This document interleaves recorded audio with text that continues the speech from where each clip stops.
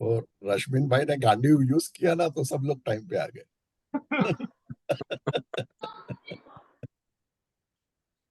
Okay friends, तो आज हम गीता फोर्थ चैप्टर और श्लोक नंबर 7 से शुरू करते हैं, 7 से। आगे के जो हमने 3 चैप्टर पढ़े हैं अभी तक और समझने का प्रयत्न किया है, तो पहला चैप्टर तो है विषाद योग, जिसमें अर्जुन को बिल्कुल इच्छा नहीं थी युद्ध करने की, और युद्ध के फल के लिए उनको बहुत विषाद था।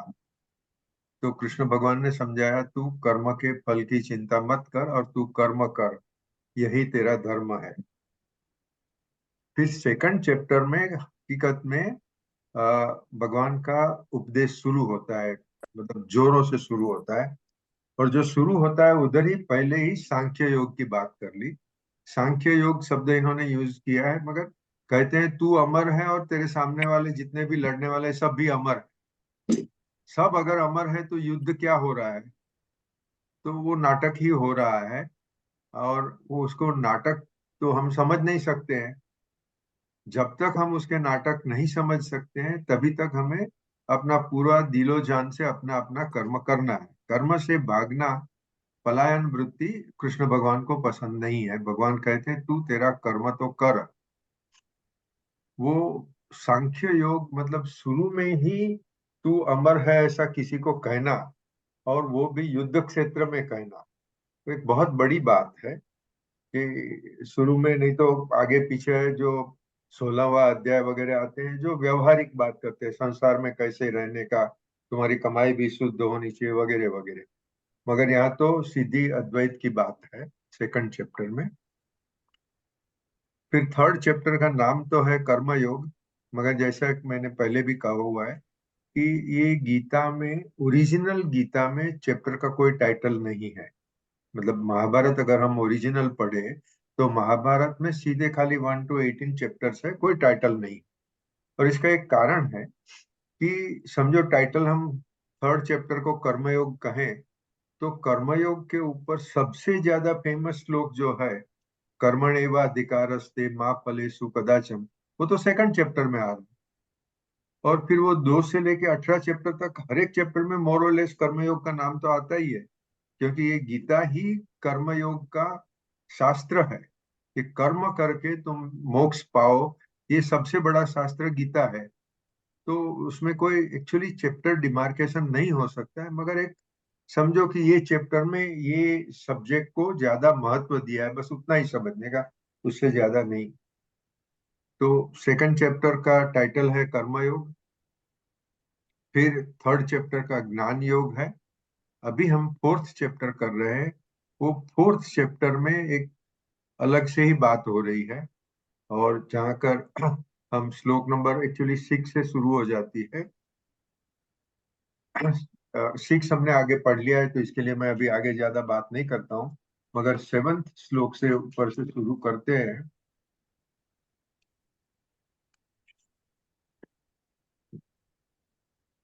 अ, ये तो बहुत फेमस श्लोक है, सभी ने पढ़ा हुआ है, सुना हुआ है। यदा यदा ही धर्मस्य ग्लानिर्भवति भारत, अभ्युत्थानम अधर्मस्य तदात्मानं सृजाम्यहम्। जब जब संसार में अधर्म बहुत बढ़ जाता है, तभी तभी मैं जन्म लेता हूँ या अवतार लेता हूँ। भगवान के जन्म को अवतार बोलते हैं। जन्म तो सभी के होते हैं, हमारे भी जन्म हुए, हमारे मित्रों के भी जन्म हुए, मगर जब भगवान का जन्म होता है तो उसे अवतार कहते हैं।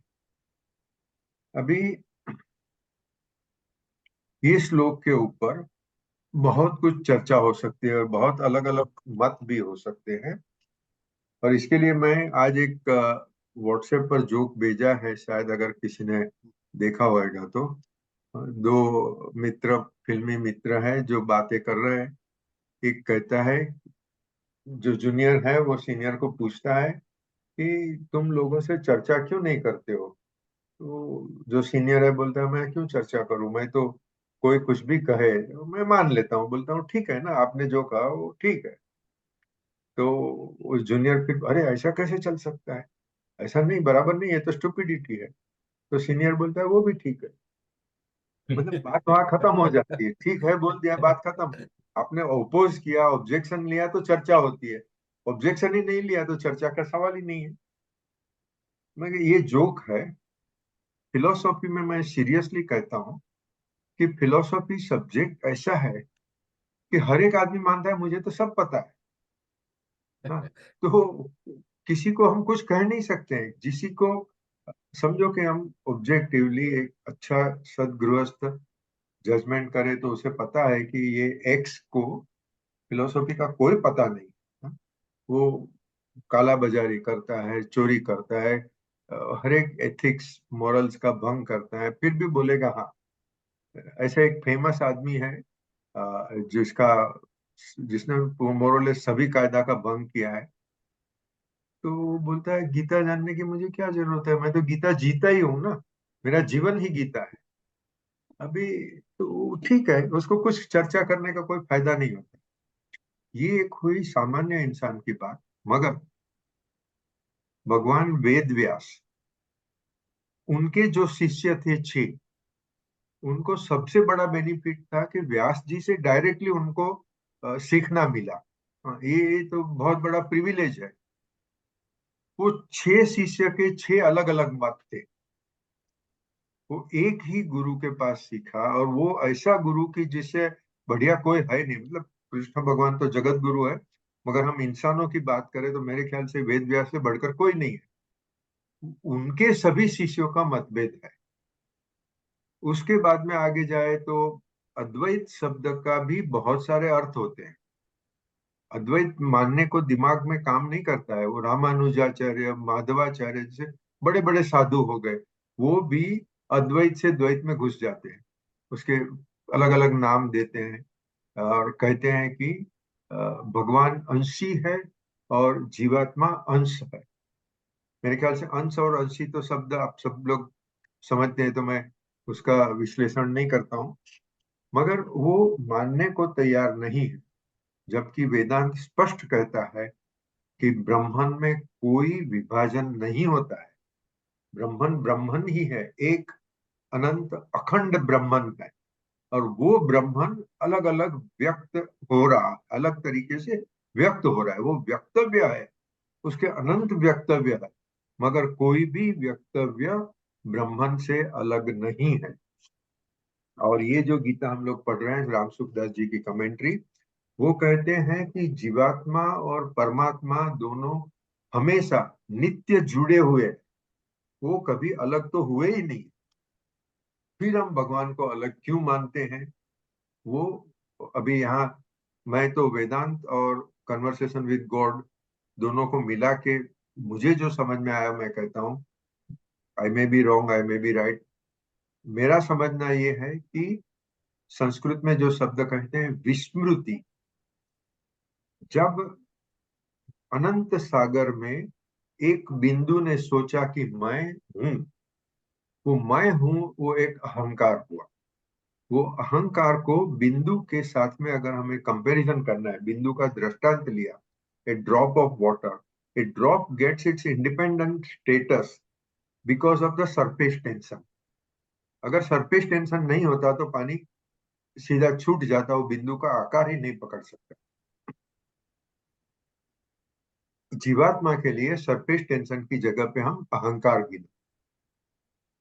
एक जीवात्मा ने अहंकार किया कि मैं सागर से अलग हूं, मैं दूसरे बिंदुओं से अलग हूं, तभी वो जीवात्मा का फॉर्म हुआ। मगर जब सागर अनंत है तो वो अलग कैसे हो सकता है? By definition Sagar covers everything, उससे अलग कोई हो ही नहीं सकता है, और है भी नहीं। बिंदु भी पानी है और सागर भी पानी है, हर एक बिंदु पानी है। इसी तरह से हर एक जीवात्मा चैतन्य है। वो ओमनीपोटेंट, ओमनीसेंट वगैरह वगैरह जो भी है परमात्मा के रूप, वो आप में है। तत्त्वम असि, जो हम यहाँ बातचीत कर रहे हैं वो, और जो नहीं बातचीत कर रहे हैं वो भी, हर एक जीवात्मा परमात्मा ही है। मगर परमात्मा ने एक नाटक चलाया। ऐसे तो बहुत नाटक है, हमारी पृथ्वी की हम बात करते हैं, बाकी तो हमारी गैलेक्सी की भी बात छोड़े, हमारा यूनिवर्स की भी बात छोड़ो, अनंत यूनिवर्स है। मल्टीपल यूनिवर्स ये कंसेप्ट अभी साइंस ने एक्सेप्ट किया है कि एक साथ में यूनिवर्सेस है, जो यूनिवर्स में हम प्रवेश नहीं कर सकते, जिसको हम अपने साइंटिफिक इंस्ट्रूमेंट से भी जान नहीं सकते हैं। हिंदू धर्म में उसको कहा है कि 14 लोक है। देयर आर 14 लोक। एक लोक को एक यूनिवर्स कहो तो ऐसे 14 लोक है। मगर ये बड़े बड़े कमेंटेटर फिलोसोफर तो बोलते हैं 14 शब्द का कोई मायने नहीं है, अनंत विश्व है। वो अनंत विश्व मतलब परमात्मा अनंत नाटक कर रहा है। मैं आपके सामने जो भी बात कर रहा हूँ वो मैं नाटक कर रहा हूँ, आप मुझे सुनने का नाटक कर रहे हैं, मगर आपको सभी कुछ पता है। You are omniscient, that is the philosophy. ना वो फिलोसॉफी हमें समझने को या मानने को बिल्कुल स्वीकार्य नहीं है। इसका कारण है हमने हमारा रूप को भूल गए हैं, उसको विस्मृति हो गई है। ये विस्मृति शब्द मैं जो भी बढ़ रहा हूँ बोल रहा हूँ वो शास्त्रों में पढ़ के ही बोल रहा हूँ, ये मेरा इंडिपेंडेंट ओपिनियन नहीं है। हिंदू शास्त्र कह रहे हैं कि जीवात्मा को विस्मृति हो गई, उसे खाली इतना ही प्रयत्न करना है कि स्मरण वापस करना। बस वो स्मरण वापस कैसे करने का, वो विस्मृति क्यों हुई, that is the part of the drama. जैसे अगर आप बैडमिंटन खेलते हैं तो उसके रूल्स अलग है, क्रिकेट खेलते हैं तो उसके रूल्स अलग है। अभी आप बैडमिंटन खेलते खेलते ये नहीं बोल सकते नहीं मैं यहाँ तो क्रिकेट का रूल लगाऊंगा। नहीं भैया, आप जो ड्रामा कर रहे हो, जो खेल खेल रहे हो, उसके नाटक के उसके रूल के हिसाब से आप करो। तो इस तरह हम ईश्वर का मतलब अपना खुद का, आप खुद परमात्मा हो, जीवात्मा मतलब परमात्मा। तो जीवात्मा ने जो नाटक आत्मा स्वरूप में शुरू किया है वो नाटक हमारा चल रहा है। जब तक हमें वो नाटक नहीं लगता है, हमें तो ये सही लगता है, मैं यहाँ बैठा हूँ, आप वहां बैठे हो, अपने अपने घर पे या ऑफिस में बैठे हो, और हम अपने आप को ओमनीसेंट नहीं मान सकते हैं। हमें तो बहुत कुछ चीज पता नहीं है, अपने आप को ओमनीपोटेंट भी नहीं मान सकते हैं। मगर ये जो हमारी भूलना हुआ है, जिसको इग्नोरेंस कहते हैं, अज्ञान कहते हैं, वगैरह शब्द अलग अलग शब्द यूज किए हैं, वो जब तक है हमारे दिमाग में तब तक हम अपने आप को जीवात्मा समझ के चलते हैं। और हम प्रयत्न कर रहे हैं कि भाई अद्वैत क्या है, अगर परमात्मा क्या है, अगर मैं परमात्मा हूं तो वो मैं परमात्मा का स्वरूप कैसे साक्षात्कार करूं, ये सब धर्मशास्त्र हमें समझाते हैं। मगर ये हुआ वेदांत। 99% लोग वेदांत को स्वीकार नहीं करेंगे, वो मानने को तैयार ही नहीं होंगे कि भाई एक अनंत परमात्मा है, वो मैं खुद हूँ परमात्मा, कोई मानेगा नहीं। तो इसके लिए हिंदू धर्म में सामान्य लोग समझ सके इस तरह से बहुत सारे सिंबल्स बना दिए। ये कृष्ण भगवान है, ये विष्णु है, ये राम है, ये लक्ष्मी देवी है, ये अलग अलग 33 कैटेगरीज ऑफ एंजल्स है, और वो सब एंजल्स के ऊपर भगवान है अलग अलग। ये सब सामान्य लोगों को सुनने में, समझने में, स्वीकार करने में अच्छा लगता है।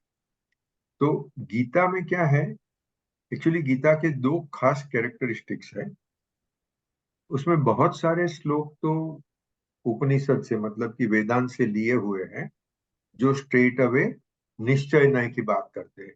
आप अमर हो, अभी आपको मृत्यु का डर क्यों हो रहा है? अमर जो है उसको मृत्यु का डर कैसे होगा? नहीं भैया, हम तो डर रहे हैं मृत्यु से। बीमा भी बड़ा सा लेके रखा है, मर मर गया तो मेरे पीछे बच्चों को क्या होगा। अलग अलग तरीके से मृत्यु का डर सबको है, तो इसे इल्यूजन कहते हैं। मेरे पास जैन धर्म की एक बहुत अच्छी पुस्तक है, जो समझने को मुझे 10 साल लगे थे। जब मुझे मेरे चाचा जी ने गिफ्ट किया वो बुक, पहली बार पढ़ा, कुछ नहीं समझ में आया, दूसरी बार, तीसरी बार, over a period of 10 years then I understood the book. इसी को कन्वर्सेशन विद गॉड में 10 illusions कहा है। It is not just a coincident. मैं पहले भी कहा है कि बहुत ऊंचे फिलोसोफर जब बात करते हैं तो उनके लिए हिस्ट्री ज्योग्राफी इररेलेवेंट है। वो कोई भी समय में बात करते हैं, कोई भी स्थल पर बात करते हैं, वो एक ही बात करते हैं। और ये बात ये है कि हम जो मान रहे हैं कि मैं ओमनीपोटेंट नहीं हूं, वो मेरा इल्यूजन, मुझे मृत्यु का डर है, वो मेरा इल्यूजन। वो इल्यूजन से बाहर कैसे होने का, वो निश्चय नय की बात होगी। अच्छा, वेदांत हमें निश्चय नय बताता है।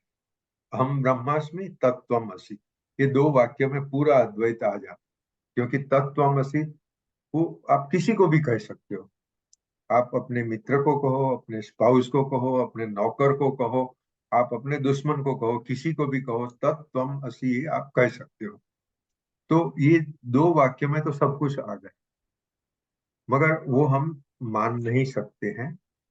गीता में वो समझने का तरीका बता, इसी के लिए गीता का एक स्वतंत्र महत्व है। It's an independent importance of Gita, कि उसमें आपको रास्ता बताया है कि भाई ठीक है, आपने वेदांत तो कहा, सेकंड चैप्टर में सांख्य योग तो कहा, मगर वो सांख्य योग में समझू कैसे और मानू कैसे? तो कहा तुम कर्मयोग करो। और इसमें राम सुखदास जी बार बार से कह रहे हैं कि ये जो कलयुग है, कलयुग में गृहस्थों के लिए गृहस्थाश्रम चलाते चलाते मोक्ष प्राप्ति करने के लिए कर्मयोग एक स्वतंत्र साधन। आप कितने भी साधुओं को सुनो, साधु हमेशा बोलेंगे कर्म करने से कुछ नहीं होने वाला है, तुम साधना करो, ये करो, वो करो। मगर गीता, कृष्ण भगवान या तो वेद व्यास स्पष्ट तरह से कहते हैं कि कर्मयोग एक स्वतंत्र साधन है। वो साधन निष्काम कर्मयोग करने से आपको अद्वैत समझ में आ जाए। तो इसी के लिए गीता का एक बहुत बड़ा महत्व है। दूसरी एक चीज है कि जो निश्चय न्याय और व्यवहार न्याय हमने यहाँ स्पष्ट समझ लिया है कि व्यवहार न्याय मतलब जो संसार में हम रह रहे हैं, जो हम अनुभव करते हैं, वो व्यवहार है। निश्चय मतलब कि जब हमें ब्रह्म साक्षात्कार हो जाएगा, जिसको जिसको हो गया, जिसने ब्रह्म ज्ञान पा लिया, उसके लिए है। हमारे लिए वो विरोधाभासी लगेगा, अशक्य लगेगा, बहुत कुछ लगेगा। मगर यहाँ प्रयत्न खाली ये है कि ब्रह्म ज्ञान क्या है, वो इंफॉर्मेशन हमें चाहिए।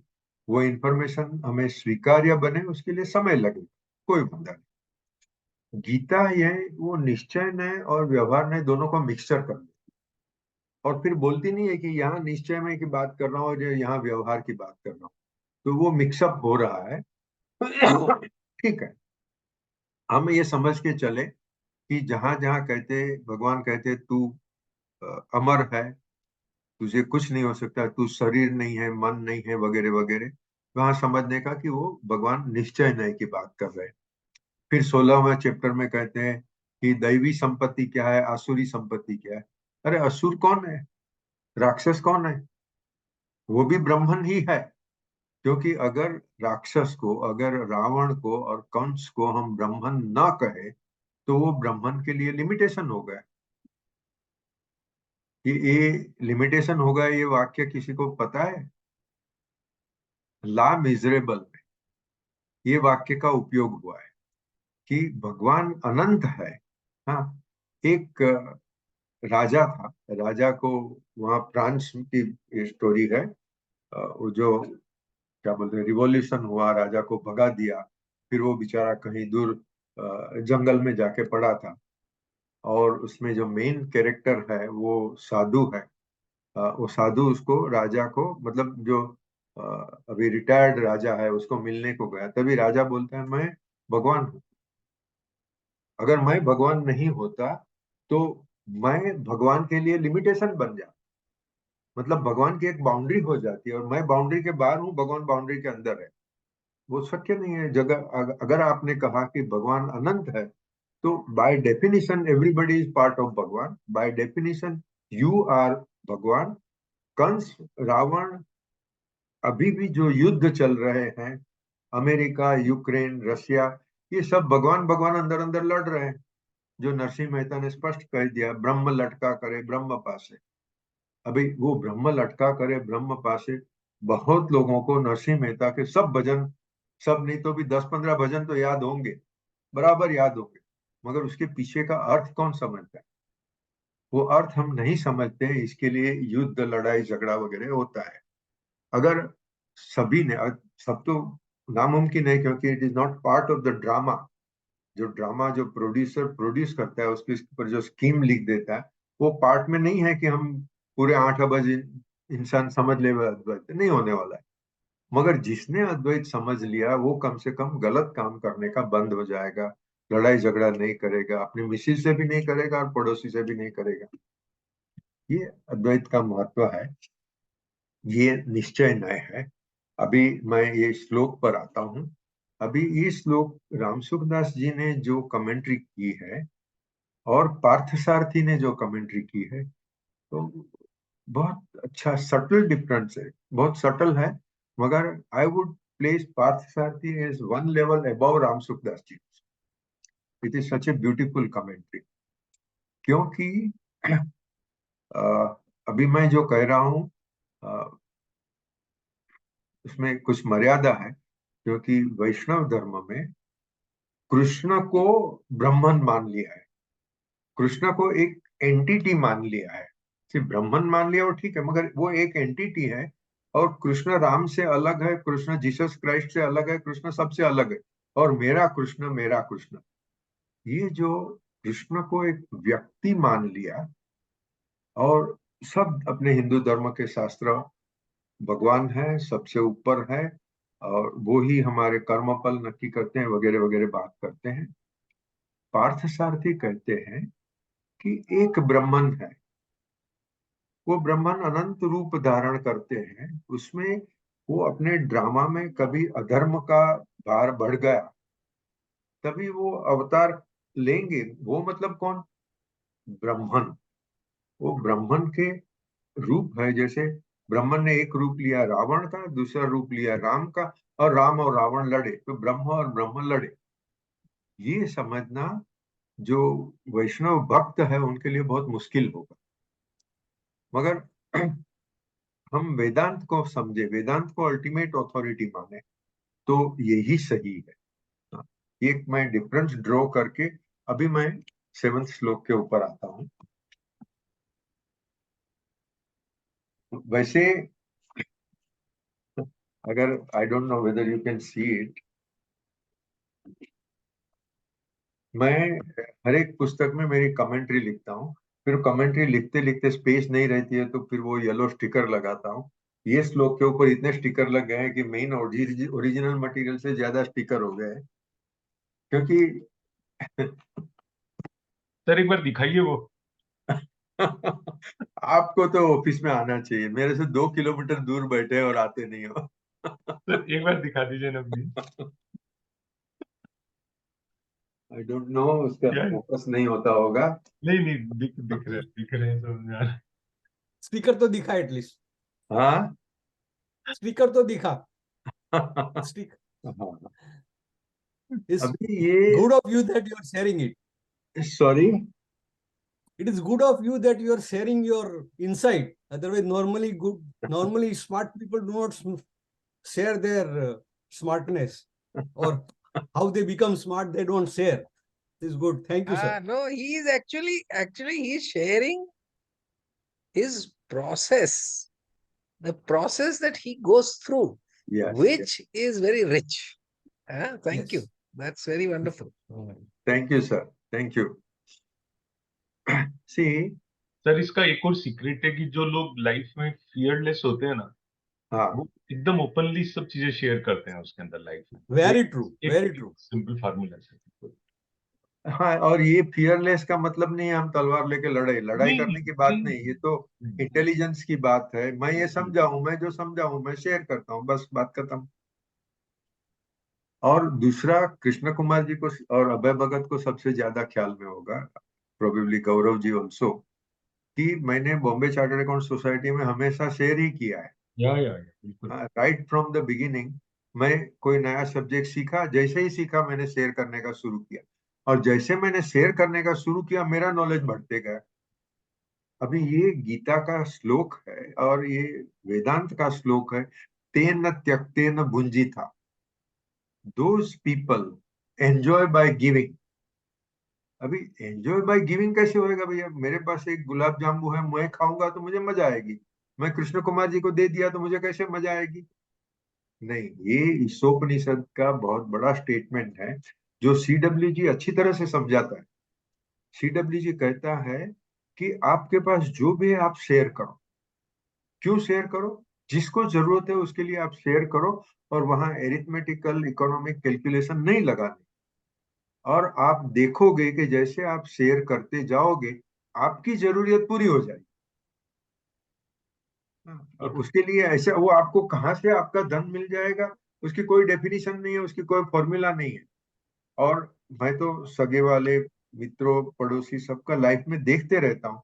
और अभी अभी हमारे एक नजीक के रिलेटिव की फैमिली में ऐसी चीज बन गई, वो लोग 10 साल से कुछ प्रयत्न कर रहे थे, उनके बस की बात ही नहीं, कुछ कर नहीं सकते थे और लाचार होकर दुखी दुखी थे।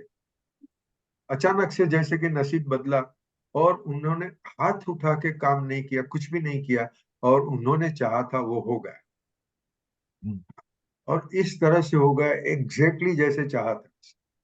और वो अभी तक नास्तिक थे कि मैं भगवान को मानती नहीं हूँ, भगवान होगा तो ऐसा थोड़ी होगा कि मुझे इतना दुख क्यों देता है।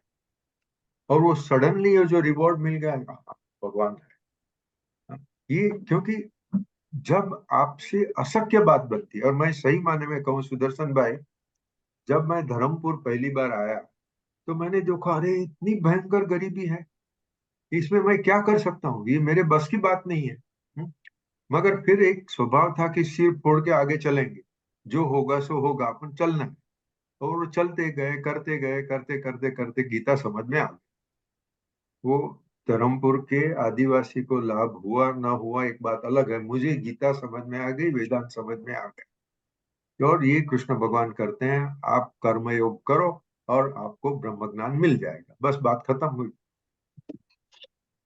ओके, तो अभी मैं एक थोड़ा रेडिकल स्टेटमेंट कर रहा हूँ, उसके लिए अभी तक जो बोला वो उसकी पृष्ठ भूमिका थी।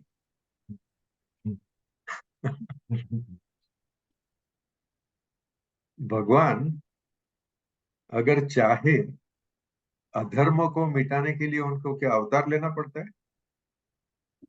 उन्हें कुछ नहीं करना पड़ता है, वो चाहा कि अधर्म खत्म हो जाए तो वही क्षण में अधर्म खत्म हो जाएगा।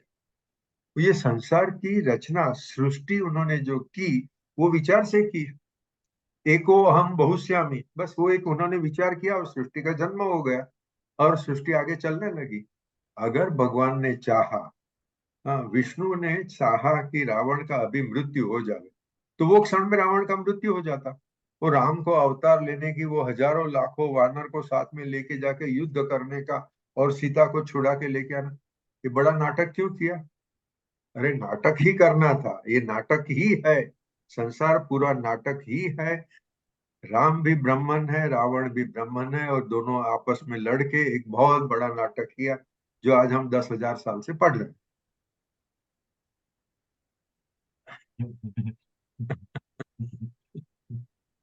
तो अवतारवाद ये एक हिंदू धर्म की फिलॉसफी है।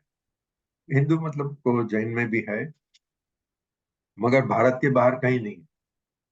आप बताओ, क्रिश्चियन धर्म में, मुस्लिम धर्म में अवतार कौन हुआ? अवतारवाद जैसी चीज नहीं है उधर। ठीक है, वो अपनी बात छोड़ो। यहाँ कृष्ण भगवान कहते हैं कि जब जब अधर्म बढ़ गया तब तब मैं जन्म लेता हूँ, मतलब मैं अवतार धारण करता हूँ। और फिर वो दुष्ट लोगों का मैं विनाश करता हूँ। तो राम सुखदास जी कहते हैं कि धर्म का प्रचार ये तो साधु संत करते हैं। हाँ, बड़े बड़े संत हो गए, वो साधु संत धर्म का प्रचार करते हैं, मगर उनको कोई सतावे या तो न भी सतावे, कोई दुष्ट है, कोई राक्षस है, तो वो उनको मारने का काम साधु संत का नहीं है। इसीलिए रामायण में विश्वामित्र दशरथ राजा के पास गए और बोले, तेरा बेटा मुझे दे, क्योंकि जंगल में बहुत सारे राक्षस बढ़ गए हैं, उनको विनाश करने। तो दशरथ राजा तो डर गए कि ये मेरा 16 साल का बच्चा क्या करेगा। हाँ, वो राम भगवान को भी विश्वामित्र ने शक्ति दी और विश्वामित्र की शक्ति से, वैसे राम तो भगवान थे, वो उन्होंने अपनी शक्ति से भी, मगर दोनों बातें आती है रामायण में, उन्होंने हजारों राक्षसों का संहार किया। तो इसी तरह से राम सुखदास जी कहते हैं कि दुष्ट इंसानों को सजा करना वो संत का काम नहीं है। संत सहन करेंगे, संत की बड़ी शक्ति है, वो अगर एक श्राप देंगे तो बहुत सारे दुष्ट लोग खत्म हो जाएंगे, मगर वो काम उनका नहीं है। तभी भगवान अवतार धारण करते हैं और दुष्टों को खत्म करते हैं।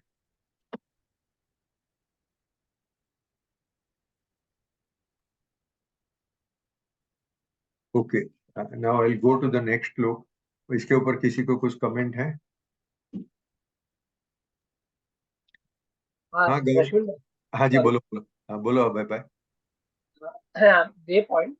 हाँ एक तो તમે જે કીધું ને કે એટલે કે ने बोला कि आपका clarity because you are independent, तो उसके रिलेवेंस में मैं बोलता हूँ कि प्लेटो है ना, प्लेटो हु वाज द एरिस्टोटल ना, हाँ एग्जैक्टली, सो ही बराबर। Was killed in the sense that people were so afraid of him because he has lot of clarity and he हाँ was independent. So people were afraid of him. कि How can a person have so much clarity? Because sorry, people मैं were not. Mistake है, खाली अभय भाई, it was he was Socrates is follower, not हाँ, Aristotle. या हाँ. But Socrates So had complete clarity, yes. yeah, so people were afraid because how can someone have so much clarity? The reason was he was independent. And second example, Rashmika, you said about this के Chandrakant book I am reading. There हाँ very good example is given. कि अभी बच्चा लोग जो एकदम जब starting होता है पढ़ने के लिए, तो उसको कंटिन्यूअसली 1 2 3 रिपीट कराते रहते। सो व्हाट हैपेंस इज कि बाय थोड़ा टाइम के बाद वो भूल जाता है, अपने आप लिखने लगता है 1 2 3। सो सेम वे ऐसा बोला है कि आप सगुण भगवान को बढ़ते जाओ, आपका एक लेवल ऐसे आ जाएगा कि वो निर्गुण हो जाएगा तो भी आपको कुछ फर्क नहीं पड़ता। बराबर। That is the reason. See, तो सगुण और निर्गुण में फर्क नहीं है, क्योंकि सगुण it's a medium by which you focus, and slowly you will go to a state where you become automatic nirguna. You don't require Bhagavan. So you realize that everything is God. That is the point. बराबर, it's a very nice book, collection of stories and every story leads you to Advait, Correct, correct. and that is Okay. Mahabharat is a illustration of probably 100 different stories. Ultimate message is Gita. Yes, So that Gita, and of course Ashtavakra Gita, and there are 4 5 Gitas within Mahabharata. But those 5 chapters are exclusively Upadesh, which is abstract. People will not understand. So पूरी stories they दी, और stories का अंत में आप समझ जाओगे ये क्या है। that will continue. Gaurav ji, आप कुछ कहना चाहते थे? Okay okay. 8वां श्लोक है, परित्राणाय साधूनां विनाशाय च दुष्कृताम धर्म संस्थापनार्थाय संभवामि युगे युगे। ये भी बहुत फेमस श्लोक है और बहुत बार टीवी वीडियो में भी बहुत बार आ गया है कि भगवान जब अवतार धारण करते हैं तो अवतार का तो काम ही ये है कि दुष्ट लोगों का नाश करें और साधु लोगों को प्रोटेक्शन करें। अभी दुष्ट भी ब्राह्मण है, साधु भी ब्राह्मण है, कौन किसको प्रोटेक्ट करता है, कौन किसको हेरेस करता है, ये सवाल निश्चय न्याय में होता है, व्यवहार में नहीं होता है। व्यवहार में दुष्ट दुष्ट है, साधु साधु है, दोनों अलग है।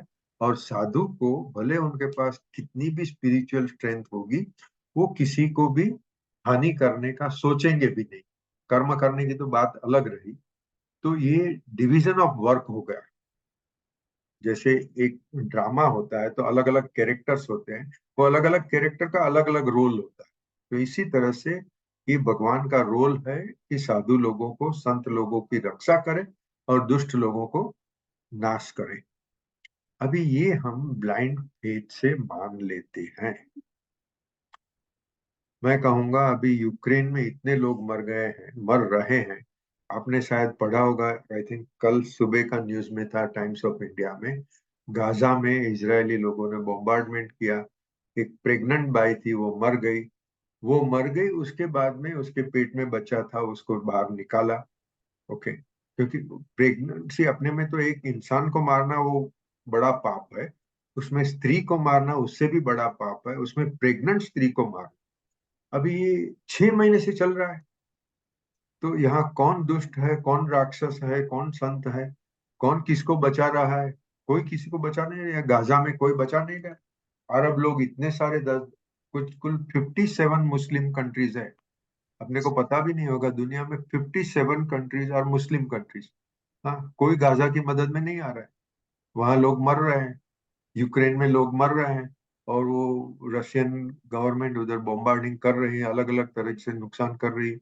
तो अगर प्रैक्टिकल सवाल करें तो कहाँ है भगवान? तो राम सुखदास जी कहते हैं कि अभी समय इतना खराब नहीं आया, जितना इतना खराब होवे कि भगवान को अवतार लेने की जरूरत पड़े, इतना खराब समय नहीं आया अभी। हम तो अपनी ऑफिस में, घरों में आराम से बैठे हैं। See, with God's grace we are all lucky, we are safe, we are fine. Okay, तो हम ये सब चर्चा कर सकते हैं। यूक्रेन में जाके ये स्टेटमेंट करो कि परित्राणाय साधु नाम, तो कौन मानेगा? गाजा में जाके स्टेटमेंट करो, कौन मानेगा? तो मगर ठीक है, हम अभी यहाँ तो, जैसे मैंने कहा कि ये व्यवहार की बात है। भगवान ने हमें एक आशा दे दी, एक गाजर लटका दिया, और गाजर के पीछे हम दौड़ते रहे। मगर महाभारत का उपदेश ये नहीं है। आपको अर्जुन बनना है। अगर आपको लगा कि कहीं पर अन्याय हो रहा है, तो आप अपना कर्म करो। अब ये राह देख के मत बैठो कि भगवान आएंगे और सब दुष्टों को और उसका संहार कर देंगे और फिर बाकी की दुनिया खुश रहेगी। ऐसा कुछ नहीं, आपको अर्जुन बनना है। महाभारत में मेरे हिसाब से मेन संदेश यह है कि हर एक इंसान चाहे तो अर्जुन बन सकता। जो अर्जुन बनेगा उसको भगवान मदद करेंगे, और भगवान खुद युद्ध में शस्त्र नहीं उठाएंगे, वो खुद मारने का काम नहीं करेंगे, मगर अर्जुन को वो काम करना है। तो ये 7वां 8वां श्लोक अपनी जगह पे बराबर है।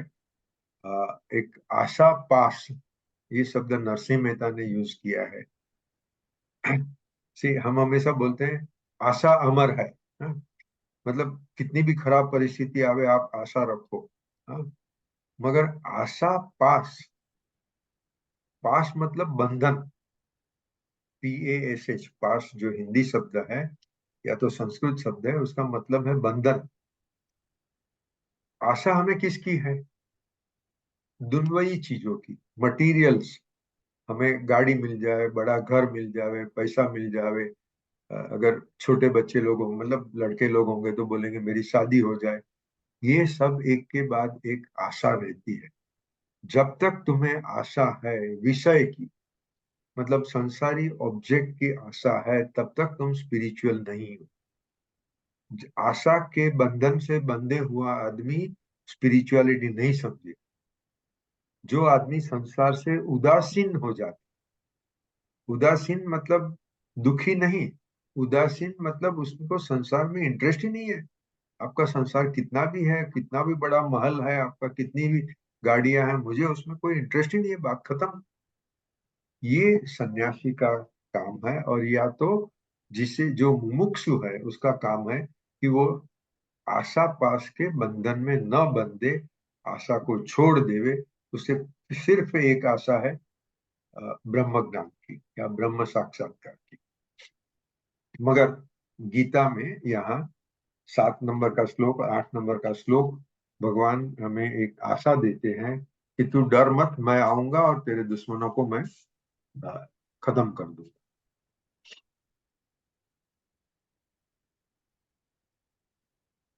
फिर 9वें श्लोक में भगवान कहते हैं कि मैं तो भव्य हूँ, डिवाइन हूँ। मेरा जन्म भी डिवाइन है, मेरा कर्म भी डिवाइन। कर्म डिवाइन है तो क्यों है? कि मुझे कर्म फल की कोई आशा नहीं। भगवान कहते हैं, आगे के श्लोक में आता है, बोले भगवान कहते हैं कि ये पूरी सृष्टि की रचना मैंने की, फिर में मुझे कर्म का बंधन नहीं है, क्योंकि मुझे कर्म के फल की आशा नहीं। मैंने कभी ये नहीं सोचा कि ये सृष्टि की रचना करके मुझे ये मिले वो मिले। तो इसके लिए मेरे कर्म दिव्य है, मेरा जन्म भी दिव्य है।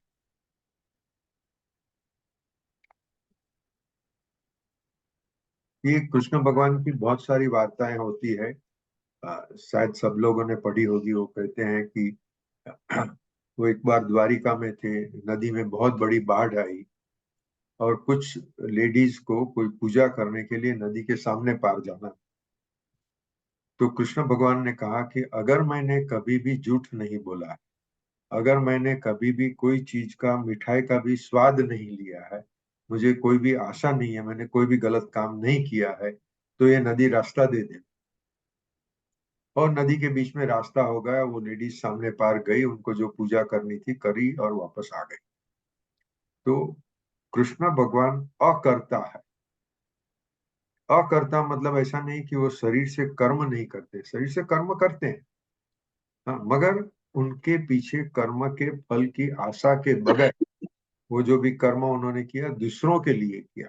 उन्होंने गोपियों के साथ जो भी रास किया वो भी इसके लिए किया कि ये गोपियां सब बड़े बड़े ऋषि थे अगले जन्मों में, और वो ऋषियों की आशा थी कि हम भगवान से मिले।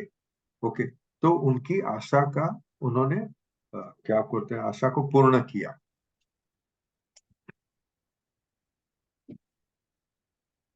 ये एक चीज मुझे अभी तक पता नहीं थी, मगर यहाँ राम सुखदास जी ने कहा है। श्रीमद् भागवत में एक स्पेशल चैप्टर है, आई थिंक 10th चैप्टर, जिसमें भगवान की रासलीला की बात कही है, भगवान और गोपियों। उसमें जो, hello, can you hear me? हाँ, सुनाई दे रहा है, बराबर है। Okay, thank you. Yes sir. कुछ मेरा कंप्यूटर स्क्रीन में कुछ गड़बड़ हुआ। क्लियरली समझ। ओके, तो श्रीमद् भागवत में रासलीला का पूरा चैप्टर, और नरसिंह मेहता ने श्रृंगार रस के ऊपर बहुत सारे भजन लिखे। श्रृंगार रस मतलब सीधी प्रेम की, सेक्स की बात है, जब कृष्ण भगवान गोपियों को किस करते हैं वगैरह बातें आती है ना। और राम सुखदास जी कहते हैं कि भगवान की लीला भी अलौकिक होती है। सामान्य इंसान जो करे वो लौकिक है, भगवान की लीला अलौकिक है। वो रासलीला करते हैं, मगर वो रासलीला का आप अभ्यास करो, पठन करो, तो उससे आपकी काम वृत्ति नष्ट हो जाएगी। ये एक बहुत बड़ी, एकदम एग्जैक्टली ऑपोजिट बात कर रहे हैं। और मैं आपको बताऊं, मैंने जो भी पढ़ा है, तो इंसान के लिए सबसे बड़ी चीज जो डिफिकल्ट है, जो उनके लिए इम्पॉसिबल जैसी लगती है, कि काम वासना को नष्ट करे। और सभी साधु जानते हैं, जो भी मुमुक्षु है, गृहस्थ भी है, वो जानते हैं कि जब तक दिमाग में काम वासना है, तो उसका मतलब कि हम अद्वैत नहीं समझ रहे हैं। अद्वैत में कौन किसी को प्रेम करेगा, कौन किसके साथ सेक्स करेगा? वो डिजायर जो है, वो सबसे बड़ी डिजायर है। वो डिजायर को नष्ट करने का प्रयत्न करके बहुत ऋषि मुनि फेल हो गए। यहाँ राम सुखदास जी कहते हैं, आप श्रीमद् भागवत का 10th स्कंद रासलीला का पढ़ो और आपकी काम वासना नष्ट हो जाएगी।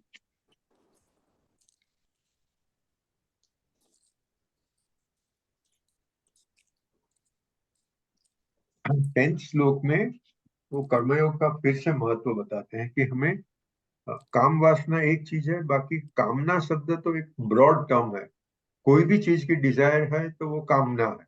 मुझे पैसा चाहिए तो कामना है, मुझे गुलाब जामुन खाने का है तो कामना है, मुझे बहुत सुंदर बगीचा में घूमने का है तो वो भी मेरी कामना हुई, वो मेरी डिजायर हुई। वो जब तक डिजायर्स है, और डिजायर्स मटेरियल लौकिक चीजों की है, तब तक मुझे स्पिरिचुअलिटी में आगे बढ़ने में बाधा आती रहेगी।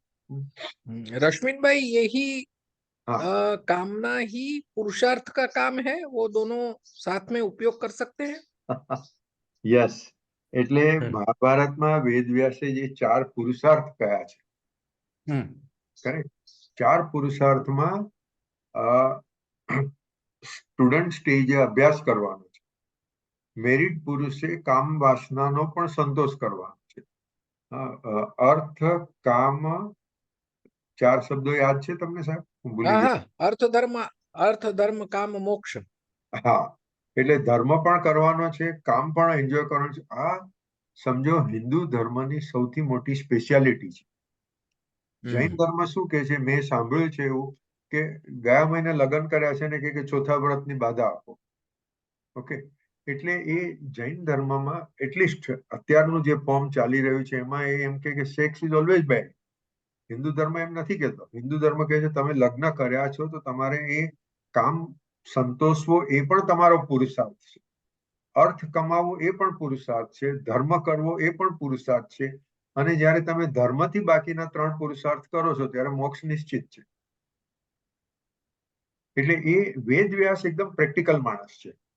એ એમ નથી કહેતા કે તમે કામ વાસના દૂર કરો. ના, એ તમે તમારા લગ્ન થયા છે તો તમારે ભોગવવાનું છે. પણ અહીંયા લોકો કહે છે, સાધુઓ, મોટાભાગના સાધુઓ એ જ કહે છે કે તમારી બધી કામનાઓ દૂર કરો. એ બધી કામનામાં સૌથી મોટી છે કામ વાસના, સેક્સ્યુઅલ ડિઝાયર. એ દૂર પણ કરો. એ દરેક સાધુ પોતપોતાની રીતે કહે છે. પણ રામસુખદાસજીનું અહીંયા કહેવું એમ છે કે જ્યારે તમે નિષ્કામ કર્મયોગ કરો છો, તમે સેવા કરી, તમે સેવાના અલગ અલગ અનંત રીતો છે, ઘણી રીતે થાય. એમ કે નથી કે ખાલી ગરીબોની પાસે જઈને એની સેવા કરી તો જ સેવા થઈ. સેવા તમારા મા બાપની કરો, તમારી ગલીના કૂતરા બિલાડાની કરો, કોઈ પણ રીતે કરો. સેવા કરી, સોરી હા राम झुंझुनवाला जी और हाँ गौरव जी, मैं सॉरी गुजराती पर आ जाता हूँ. नहीं सॉरी. नहीं नहीं नहीं नहीं नहीं नहीं सर, नो सॉरी, आप फ्लो में समझ में आता है सर। वो वही जैसे वो अभय भाई ने बताया ना सर, सगुण और निर्गुण वाली चीज हो जाती है उसके अंदर।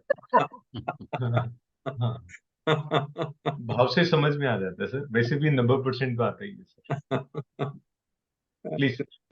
ये राम सुखदास जी कहते हैं कि आप निष्काम कर्म करो, कोई भी एक्सपेक्टेशन के बगैर सेवा करो, तो ऑटोमेटिक अपनी कामनाएं दूर होती जाएगी और एक समय आएगा कि सभी कामना दूर हो जाएगी. तो ये कर्मयोग का महत्व है और गीता का तो सबसे बड़ा ये है कर्मयोग का ही महत्व. जैसे स्वामी विवेकानंद ने कहा है कि गीता ये कर्मयोग का शास्त्र है.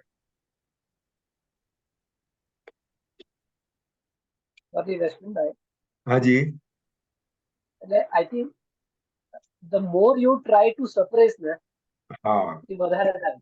બરાબર છે. So let it go on natural way. હા, The time will come. કારણ કે yes, જ્યારે બી એટલે that is what I have seen. જ્યાં સૌથી વધારે પ્રોબ્લેમ ક્યાં થાય છે, જ્યાં તમે કંટ્રોલ કરવાનું. correct, correct. તમે ઓપન હો તો પછી હા, કાંઈ નથી થતું. બરાબર, સો બરાબર છે. માય પોઈન્ટ ઇઝ કે એટલે એવી તો કદી નથી થતું કે તમે ન્યુડિસ્ટની કોલોનીમાં જાઓ તો ત્યાં રેપ નથી થતા, because everybody is nude. So there is nothing to hide, correct?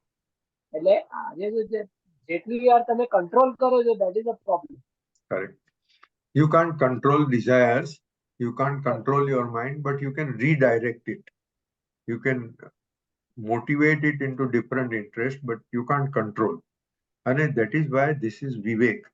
कि आप शादी करो और शादी करके अपने स्पाउस के साथ आप सेक्स एंजॉय करो. एक्चुअली हिंदू धर्म में तो कहीं कहीं ये लिखा हुआ कि वो आपका धर्म है, क्योंकि ये काम वासना हर एक इंसान के दिमाग में है. आप अगर वो शादी किया और फिर काम भोग नहीं करो तो आप अन्याय कर रहे हो. किसी को शादी क्यों की? शादी की तो आप भी एंजॉय करो, वो भी एंजॉय करे, आपके पार्टनर भी एंजॉय करे. उससे बाहर मत जाओ, ये विवेक है. बराबर है. मगर शादी करके फिर आप सेलिब्रेट बनो, वो मेरे हिसाब से अविवेक है. जो भी भले बड़े बड़े साधुओं ने कहा होगा, मगर अविवेक है. हाँ, उसका रास्ता है कि भाई आप सेवा करते जाओ, करते जाओ, करते करते आपकी उम्र 60 साल की हो गई. आपने 25 से 40 साल में जो भी एंजॉय करना है कर लिया. अभी आपकी कामनाएं की इच्छाएं धीरे धीरे धीरे क्षीण होती जाएगी, थिन होती जाएगी और एक बार वो खत्म हो जाएगी.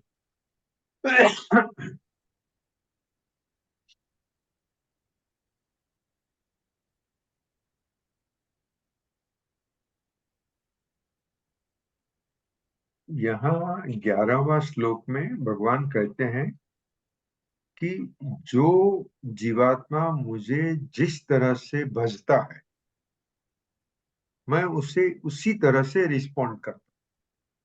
मतलब क्या कि मीराबाई ने अ, भगवान को एक भक्ति से पूजा। नरसिंह मेहता या तो अर्जुन ने कहो तो अपने सीनियर फ्रेंड की तरफ से उनको पूजा। तो सखा भाव, दास्य भाव, प्रेम भाव, अलग अलग भाव से अलग अलग भक्तों ने कृष्ण भगवान को भजे हैं या तो राम भगवान को भजे हैं। और वो सभी जो भी भाव होगा, और यहाँ तक कि अगर कोई उनसे विरोध करता है, कृष्ण के साथ लड़ने के लिए तैयार, तो फिर लड़ने, कृष्ण उनके साथ लड़ने को भी तैयार। ये सभी भाव हमारे दिमाग में जो भाव है, या तो समझो किसी मान आदमी नास्तिक है, वो भगवान की हस्ती को ही नहीं मानते, तो भगवान उसे उसी तरह से रिस्पॉन्ड करते हैं। उसका मतलब नहीं कि भगवान उसके ऊपर क्रोध करते हैं या उससे ऐसा जा तेरा जो होना हो जाए, ऐसा नहीं है। God is not reactionary. I mean reactionary people are petty people. God is the highest divinity. He doesn't react like that, but he responds. वो आप भगवान को भजो, वो आपको प्रेम करेंगे। और आप उनको फ्रेंड समझो, वो आपके साथ फ्रेंड के हिसाब से बात करेंगे। आप उनको शत्रु समझो तो वो आपके साथ लड़ाई करेंगे। भी एक CWG से और वेदांत से अगर बात करें तो हर एक जीवात्मा भगवान का ही रूप। तो इसके लिए ये स्वाभाविक है कि एक जीवात्मा भगवान को अगर प्रेम से भजता है तो उसका मतलब है कि वो उसकी इच्छा जो है वो भगवान की खुद की इच्छा है, और भगवान भी उससे प्रेम करते हैं। एक जीवात्मा भगवान को विरोधी समझ के उनके साथ लड़ाई करना चाहता है तो भगवान उसके साथ लड़ाई भी करेंगे, क्योंकि जो जीवात्मा है वो खुद परमात्मा है। तो जीवात्मा की जो इच्छा है वो खुद परमात्मा की इच्छा है। तो अभी दोनों में विरोध कहाँ? तो जीवात्मा जो चाहेगा उसी तरह से भगवान उससे रिस्पॉन्ड करेंगे। ये मानना समझना डिफिकल्ट बात है, मगर ये CWG में बहुत डिटेल में समझाया हुआ है। और यहाँ भी राम सुखदास जी भी यही कह रहे हैं कि कृष्ण भगवान आप उनको जिस तरह से भजोगे उसी तरह से भगवान भी आपको भजेंगे।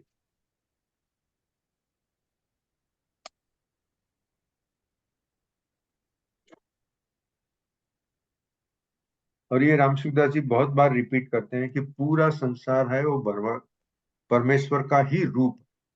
मतलब हमने अपनी समझ के लिए निर्गुण और सगुण को दो अलग कहा। साधु संत कहते हैं जो निर्गुण है वो जब भी व्यक्त होता है तो उसे सगुण कहते हैं। मतलब एक ही एंटिटी है। एंटिटी क्या है? ब्रह्मन। वो ब्रह्मन के दो रूप है। जैसे दिनकर जोशी जब भी प्रैक्टिस करता है तो वो चार्टर्ड अकाउंटेंट, वो जब भी घर में बच्चों से खेलता है तो वो दादा है। वो दादा और चार्टर्ड अकाउंटेंट दो अलग अलग नहीं है, एक ही है। उसमें ऐसा नहीं है। ये एको हम बहुश्यामी भी एक समझने की बात है। बाकी तो निर्गुण और सगुण वो हमेश के लिए ऐसा ही चला आ रहा। निर्गुण निर्गुण है, और वही निर्गुण अपने वक्तव्य बदलते रहता है, और जितने वक्तव्य बदलते रहते हैं उतने संसार नए नए खड़े होते जाते हैं। अभी यहाँ 12वें श्लोक में ये आप लोगों ने देखा होगा, समझा होगा कि भगवान कह रहे हैं कि तू कर्मकांड को छोड़। अगर तुझे आगे बढ़ना है तो कर्मकांड को छोड़। कर्मकांड किसके लिए था? वेदों में जो आगे का भाग सब होता है उसमें कर्मकांड की बात है, यज्ञ करो वगैरह। पहले के जमाने में यज्ञ की बात कर रहे थे, आज के जमाने में हम सेवा की बात करते हैं। कर्मयोग मतलब सेवा, यही हम समझते हैं।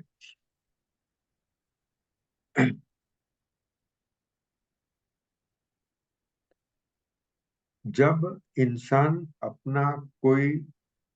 अपनी कोई आशा पूर्ति के लिए उसे कुछ चाहिए, उसे संतान चाहिए, उसे और कोई भी चीज चाहिए, तभी वो यज्ञ करता है। जैसे दशरथ राजा ने यज्ञ किया।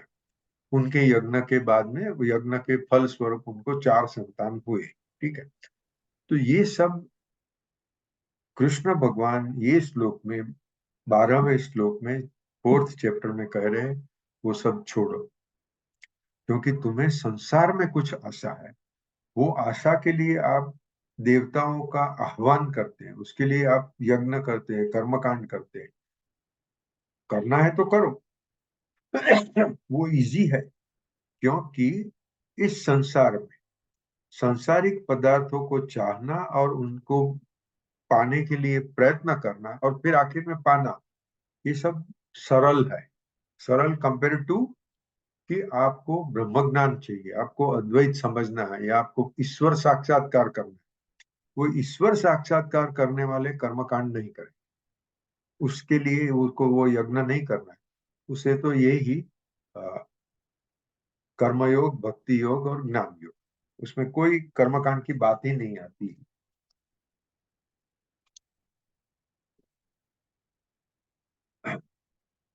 फिर ये 13 और 14 श्लोक में कहते हैं कि भगवान कहते हैं कि मैंने 4 वर्ण की रचना की। हाँ, तो ब्राह्मण, क्षत्रिय, वैश्य और क्षुद्र। और रामसुखदास जी खास कहते हैं कि भगवान ने जो रचना की है वो जन्म के आधारित, मतलब मेरे माता पिता बनिया थे तो मैं भी बनिया हूं, अगर मेरे माता पिता ब्राह्मण है तो मैं भी ब्राह्मण। अभी बहुत सारे साधु कहते हैं कि ये गलत बात है। अपना वर्ण की जो वर्ण नक्की करना है तो अपने कर्म से नक्की होते हैं, जन्म से नक्की नहीं होते हैं, ऐसा भी एक मानना है। तो मैंने शुरुआत में ही कहा कि फिलोसॉफी में तो अनेकांतवाद चलेगा ही। हम तो अभी गीता ने जो स्टेटमेंट किया है सुन लेते हैं, उसके बाद में हमें जो मानना है वो मानेंगे। यहाँ कहते हैं भगवान कि मैंने 4 वर्ण की रचना की सृष्टि में। अभी मैं सवाल करता हूँ, सृष्टि में मतलब बाकी की गैलेक्सी की तो बात छोड़ो, हम खाली पृथ्वी की बात करें तो पृथ्वी में भारत के बाहर कहाँ है चतुर्वर्ण? ब्रिटेन में है, अमेरिका में है, अफ्रीका में है, किधर भी नहीं है। तो एकदम statement falls down straight away, इसमें कोई चर्चा दलील की भी जरूरत नहीं है। चतुर्वर्ण भारत में कमर्शियल पंडितों ने खड़ी की हुई चीज है। और मैं पहले भी कहा है, महाभारत में, रामायण में और गीता में, खुद गीता में भी कमर्शियल पंडितों ने घुसाई हुई चीजें हैं। चतुर्वर्ण होना चाहिए और चतुर्वर्ण में सबसे ऊपर ब्राह्मण, और वो ब्राह्मण कुछ काम नहीं करेगा, कर्मकांड करेगा, आप उसको दक्षिणा दो। आप Hey, ब्राह्मण। sorry, Rashmin bhai, I want to disturb you here. Yes yes sir. Not because of I'm Brahmin or Karmakandi. भगवान क्लियर कट कहते हैं चतुर्वर्ण्यम मया सृष्टम गुण कर्म विभाग है। वो श्लोक का पहला लाइन आप पढ़ो, ब्राह्मण, क्षत्रिय, वैश्य અને क्षुद्र આ 4 વર્ણનો સમૂહ ગુણ અને કર્મોના વિભાગ પ્રમાણે. See, we are chartered accountant. You are not Bani, I am not Brahmin, I am Kshudra. I am providing service. ગુણ કર્મ વિભાગ. એટલે દિનકર, you are right. Yeah. It is a definition which is more acceptable. But Yeah. I tell you, do you have Ram Sukhdas's commentary with you? हाँ, राम सुखदास जी तो वही बोलेंगे नहीं यार, इसमें कोई सवाल ही नहीं। I am reading that. I am giving you even page number, page 287. हाँ। राम सुखदास जी कहते हैं कि आपकी जाति, आपका वर्ण जन्म से नक्की होता है। Now this is what I oppose. No, this is a DNA of, जो डीएनए जो है, हाँ, ब्राह्मण कुल का जो डीएनए रहेगा या वैश्य का डीएनए रहेगा, वो डीएनए है ही, ब्लड में डीएनए है ही। लेकिन जो गुणकर्म विभाग के भगवान ने जो सृष्टि पैदा की, वो गुण और कर्म के विभाग से उन्होंने डिवीजन किया। That is what is my interpretation. Now you can go ahead. yes मेहर भाई। I tend to agree with દિનકર ભાઈ કે 4 વર્ણ એવું તો નથી કીધું કે જન્મના લીધે જ થાય છે. Person has a DNA who comes with, you know, certain DNA which provokes him or which pushes him to a certain direction of doing his karma. But that does not really make him, you know, if he's born to, let's say, a Shudra community, that does not mean that he's destined to be only Shudra. His DNA could be maybe due to last birth or whatever it is, but he cannot be really, stratified into that particular sect. बराबर. He- Actually, if we give this meaning, what Dinkar said, that gun or karma, and what you are also saying is the same thing.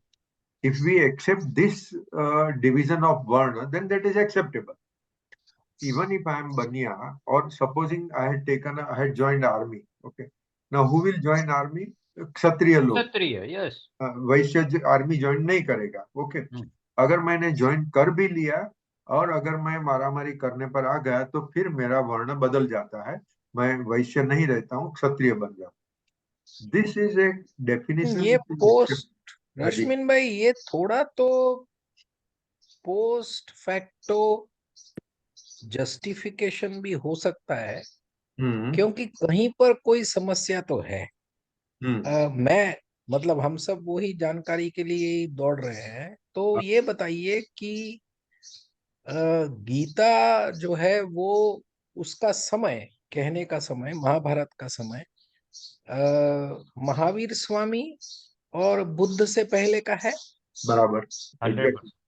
या तो- महाभारत 5000 साल पुराना है. हाँ, तो और अगर महावीर ये भगवान समय 2500. ये समय हमने तय किया तो लग रहा है कि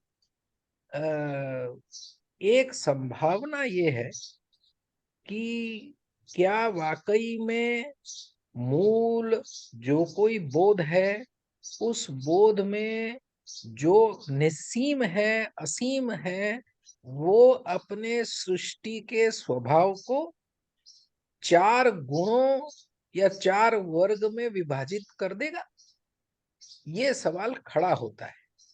इसका जवाब हाँ में या ना में मैं तो दे ही नहीं सकता, मेरी तो कोई क्षमता नहीं है, पर यह सवाल जरूर खड़ा होता है कि क्या ऐसा हो सकता है कि जो निस्सीम और असीम है वो क्या इस तरह से करेगा, और करेगा तो फिर क्यों करेगा. और अगर फिर ये है तो बहुत सारी चीजों के उसमें सवाल आएंगे कि कर्म से ही सही, जन्म से ना हो, पर कर्म से कोई शूद्र कैसे हो सकता.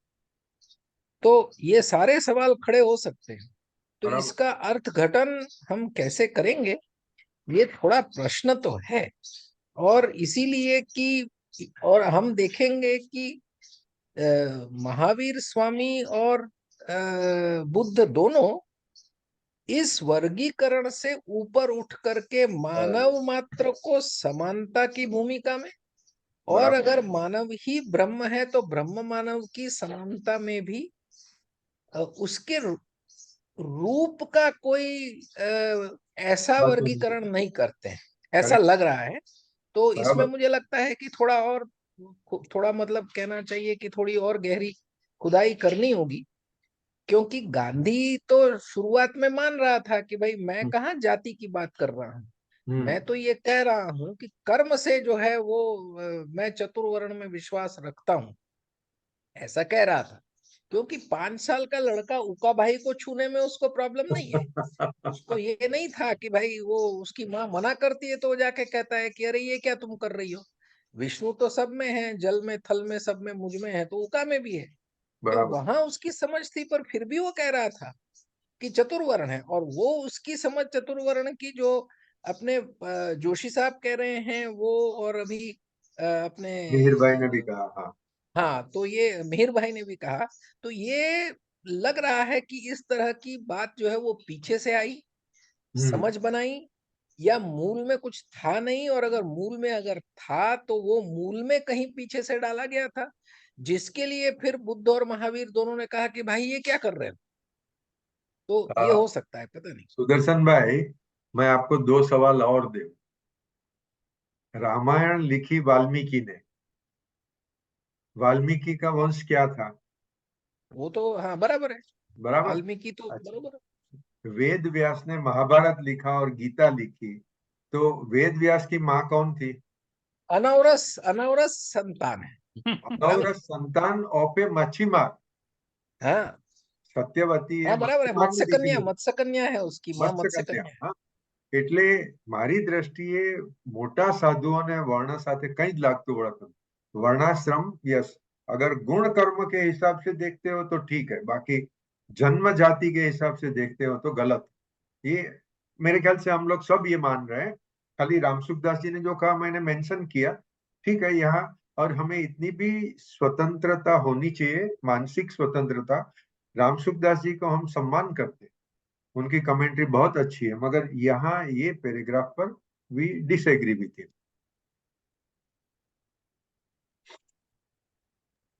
सर कई बार क्या होता है कि कोई इंसान की अपनी थॉट प्रोसेस होती है ना, तो वो क्यों हाँ, होती है, उसके पीछे मूल भावना क्या होती है, वो हमें पूरी नहीं पता होती है। बराबर है। तो हम खाली कोई एक पर्टिकुलर एक संदर्भ में उस चीज को उठा के देखते हैं, तो हो सकता है हम सहमत नहीं हो, एंड इट्स एब्सोल्युटली फेयर, उसमें कोई सवाल ही नहीं है। जैसे हम सब एकमत हैं इसमें कि हम जन्म से इस चतुर व्यवस्था को नहीं मानते हैं, वो हम बराबर। गुरु से कर्मों से मानते हैं।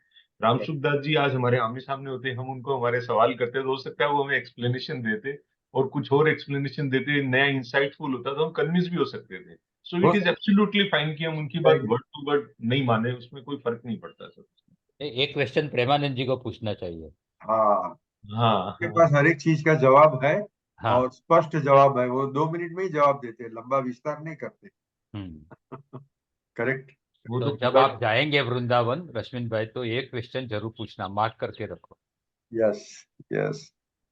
खाली I will add what Sudarshan Bhai has said. Actually, Gandhiji had decided to give up Hindu religion and to become a Christian, because he said this चतुर्वर्ण संस्था में जो क्षुद्रों का जो अन्याय हो रहा है, वो अन्याय उनसे सहन नहीं हो सकता। गांधी जी तो बनिया थे, वैश्य थे, उनको तो कोई अन्याय नहीं हो रहा था, और उनके पिताजी वो पोरबंदर राज के दीवान थे, उनको अन्याय होने का सवाल नहीं था, मगर दूसरों को होते हुए अन्याय को वो सहन नहीं कर सकते। तभी अपने जैन साधु, क्या नाम, इन्होंने समझाया कि ये हिंदू धर्म का श्रीमद असली। राजचंद्र। हाँ, श्रीमद श्रीमद राज राजचंद्र। करेक्ट। श्रीमद राजचंद्र ने गांधी जी को समझाया कि ये जो क्षुद्र पर अन्याय हो रहा है, वो हिंदू धर्म का तत्व नहीं है, ये अपभ्रंश है। ये हिंदू धर्म में जो हर एक धर्म में सड़ा होता है, और वो सड़ा हुआ है, तुम सड़ा हुआ भाग को देख के मूल भाग को छोड़ दोगे, वो गलती है। तभी गांधी जी हिंदू रहे, फिर वो तो राम भक्त हो गए, और राम को वो तो उन्होंने कहा कि मैं भगवान को इस तरह से देख सकता हूँ जैसे आप मुझे देख रहे हो। तो वो एक हम, क्योंकि जब आदमी ऐसे विचार पर एक्सट्रीमिस्ट होता है ना, वो बाउंड्रीज तोड़ देता है, तभी वो स्पिरिचुअली साक्षात्कार में, क्योंकि वो रास्ता तो सही था उनका, बाउंड्रीज तोड़ दी, मतलब उनको गरीबों के ऊपर, क्षुद्र के ऊपर प्रेम था, जिसके साथ में उनका कोई कनेक्शन नहीं। ये सेम चीज उनकी साउथ अफ्रीका में रिपीट हुई। साउथ अफ्रीका में कलर्ड पीपल के ऊपर ब्रिटिशर्स जो अन्याय कर रहे थे, उसके सामने उन्होंने बहुत बड़ा सत्याग्रह किया।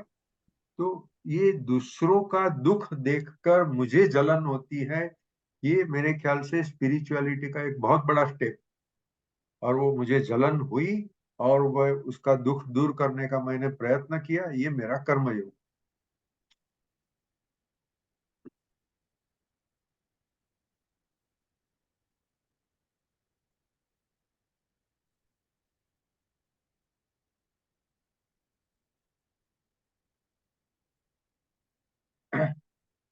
आप लोगों ने ये तो पढ़ा होगा कहीं ना कहीं, उपादान कारण और निमित्त कारण। नहीं, ये पढ़ा बहुत बार है। थोड़ा सा वो थोड़ा सा उस समझा दीजिए। और थोड़ा उस वक्त समझा दीजिए। क्लैरिटी आती है, बाद में भूल जाते हैं। हाँ, थोड़ा सा समझा दीजिए, मैं भी यही कह रहा था दिनकर भाई। हाँ। सबसे मोस्ट पॉपुलर इलस्ट्रेशन जो हिंदू धर्म में देते हैं, एक कुंभार है, वो मटकी बना रहा है, हाँ? तो उसमें कुंभार जो है वो निमित्त कारण, मट्टी जो है वो उपादान कारण। बगैर मट्टी के मटका नहीं बनेगा, मट्टी तो चाहिए ही आप, हाँ? वो जो मेन कंस्टिट्यूएंट मटेरियल है वो उपादान कारण, उसको कुंभार है जो वो मिट्टी को मटके में कन्वर्ट करता है, हाँ? तो संसार में जो भी चीज होती है उसमें एक उपादान कारण होता है, एक निमित्त कारण होता है। तो इसी तरह से जो अगर कोई भी समाज सेवक होगा, तो वो ये नहीं कहेगा कि मैं समाज सेवक हूँ, वो बोलेगा भगवान ने मुझे निमित्त बनाया है। ये उसकी अपनी नम्रता बताने का है कि मैं इसमें निमित्त कारण हूं। मगर संसार की रचना करने में दो कहाँ से लाओ? दो तो है ही नहीं, ब्रह्मन एक ही है। तो ब्रह्मन खुद उपादान कारण भी है, निमित्त कारण भी है।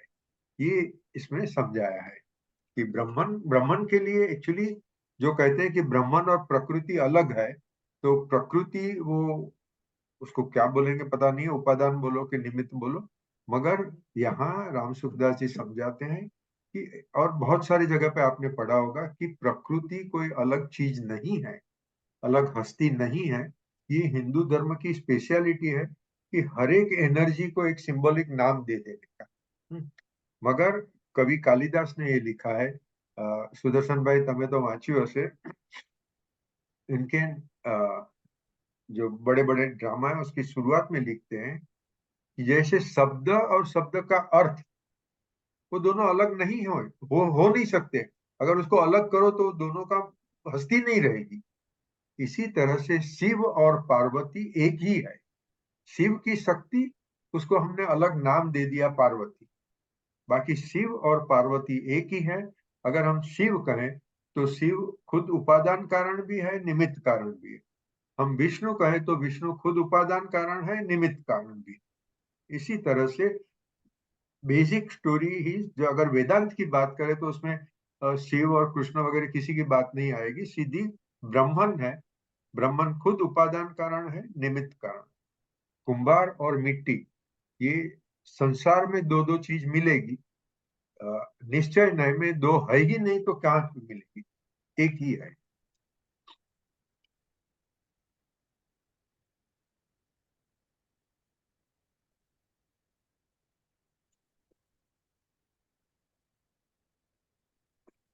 और कुछ जो साधु, मुझे भी बहुत लोगों ने कहा, मैं जब भी धर्मपुर आता था तो जो साधु सन्यासी मिलेंगे वो बात करते, अरे तू कर्म छोड़, कर्म करने से कुछ नहीं मिलेगा, तू साधना कर तो ही तुझे ब्रह्म ज्ञान होगा। ब्रह्म ज्ञान शब्द तो वो यूज भी नहीं करते हैं, तो ही ज्ञान होगा वगैरह।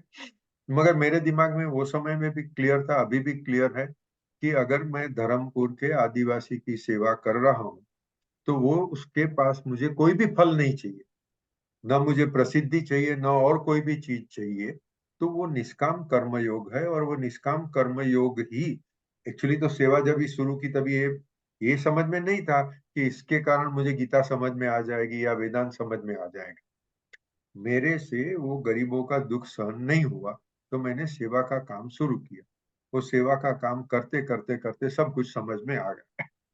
बहुत बड़ा स्टेटमेंट है, मगर एटलीस्ट वेदांत तो समझ में आ गया। और वो ही कर्मयोग का महत्व है। और यहाँ राम सुखदास जी कहते हैं, मैं अभी 16वें श्लोक पर हूँ, कि कर्म छोड़ने की जरूरत नहीं है, कर्म तो करो, कर्म के फल की ममता छोड़ो। कर्म के फल की ममता छोड़ दो, ऑटोमेटिक बाकी सब आगे पॉजिटिवली चले जाए। ये जो कहते हैं कि कर्म का सिद्धांत एक बहुत बड़ा रहस्य है। क्यों रहस्य है?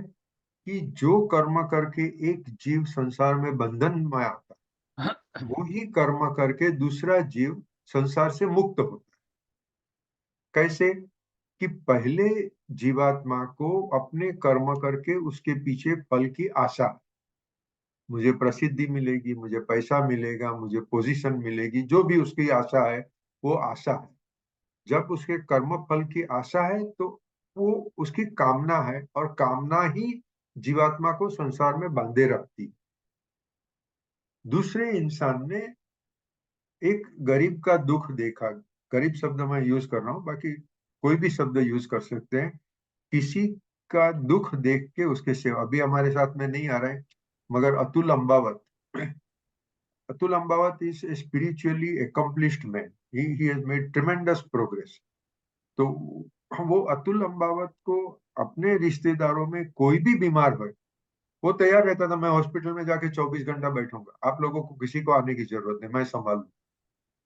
उसको ये सेवा पसंद थी कि एक दर्दी है, वो गरीब नहीं है, वो तो श्रीमंत है, मगर दर्दी है, और उसको हॉस्पिटल में एडमिट करना है, और उसके सगे वाले घर वाले के पास समय नहीं है कि हॉस्पिटल में जाके बैठे, ये बैठ जाता था अपनी, उसकी बहुत बड़ी प्रैक्टिस है। मगर प्रैक्टिस एक बाजू, पहले मुझे दर्दी की सेवा करनी है। तो ये कर्मयोग है। और एक्चुअली पूरे 18 चैप्टर जो है गीता के, उसमें सबसे ज्यादा महत्व है कर्मयोग। कर्मयोग मतलब कि निष्काम कर्म। तो मतलब वो मैं जब बोलता था कि रहस्य यही है, दो जीवात्मा सेम कर्म कर रहे हैं। एक जीवात्मा दर्दी की सेवा कर रहा है, वो डॉक्टर है या नर्स है, और उसके पास से उसे कमाना है, वो कमाई के लिए सेवा करता है, उसके दर्दी के दुख दूर करने के लिए नहीं कर रहा है। तो फिर उसके कर्म हो गए, वो कर्मयोग नहीं है। और से बहुत सारे डॉक्टर भी है, तमे सुदर्शन भाई हमारा जो नाम आप निशित भाई, राइट। तो he is a doctor who would like to serve the patient, और अगर गरीब पेशेंट है तो पैसा नहीं लेने का। और निशित भाई himself is not a rich man, he is in the middle class like all of us, but उन्होंने गरीबों की सेवा करनी है, इसके लिए वो इतने हाईली एजुकेटेड होने के बावजूद धर्मपुर में जाके रहे, और धर्मपुर में गरीबों की सेवा कर रहे, तो वो कर्मयोगी है। उन्होंने कोई तिलक नहीं लगाया, उन्होंने कोई लेबल नहीं लगाया कि मैं कर्मयोगी हूँ, मगर वो हकीकत में कर्मयोगी है।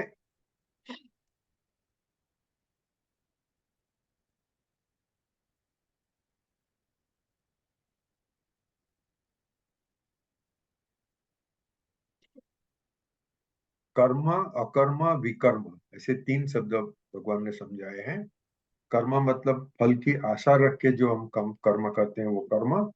अकर्म मतलब आपने फल की आशा रखी नहीं, तो आपको कोई भी सांसारिक चीज, मटेरियल चीज, कोई विषय मिलना नहीं है, मगर आपको स्पिरिचुअल प्रोग्रेस होगा, वो अकर्म है। विकर्म मतलब गलत कर्म, आपने कुछ गलत काम कर लिया, वो विकर्म।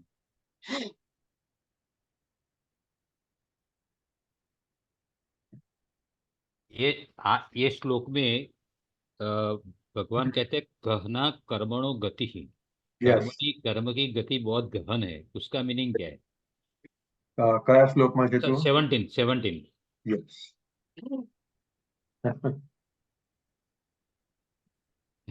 Very very important.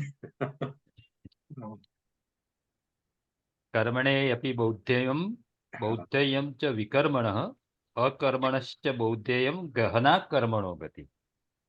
ये कर्म का शब्द तुम जान लो, क्योंकि कर्म की गति बहुत गहन है। See, I will make I'll give 2 illustrations, okay? Hmm. One of my relative, he did something deeply wrong, okay? He put to serious trouble an old widow lady. He should never have done, okay? He did it. After 10 years, he has suffered so much. Things have become impossible. What is normal for us, those things have become impossible for him, and he is suffering like hell. Okay. Now, if we can connect, भगवान तो मना कर रहे हैं, मगर if we can connect, he did a wrong कर्म, विकर्म, उसका फल उसे इसी जन्म में मिल गया इधर ही। अच्छा, दूसरा इलस्ट्रेशन तो कोई एक नाम देने की जरूरत नहीं, हम सबको पता है। ऐसे हजारों लोग हैं जिन्होंने बहुत कुछ गलत किया है। हाँ, खाली ये एक स्त्री को नहीं, बहुत लोगों को सताए हुए हैं। हाँ, और वो मैं इनकम टैक्स की चोरी को भी एक बाजू रख दूं, वो तो छोटी सी बात, मगर किसी अबोध जीव को हैरान करना, जो जीव आपके सामने लड़ नहीं सकते उसको संताप करना, ये सब बड़े बड़े पाप है। हाँ, ऐसे पाप करने के बाद में भी वो जीव हमें दिखता है, पूरी जिंदगी ऐशो आराम में जीता है।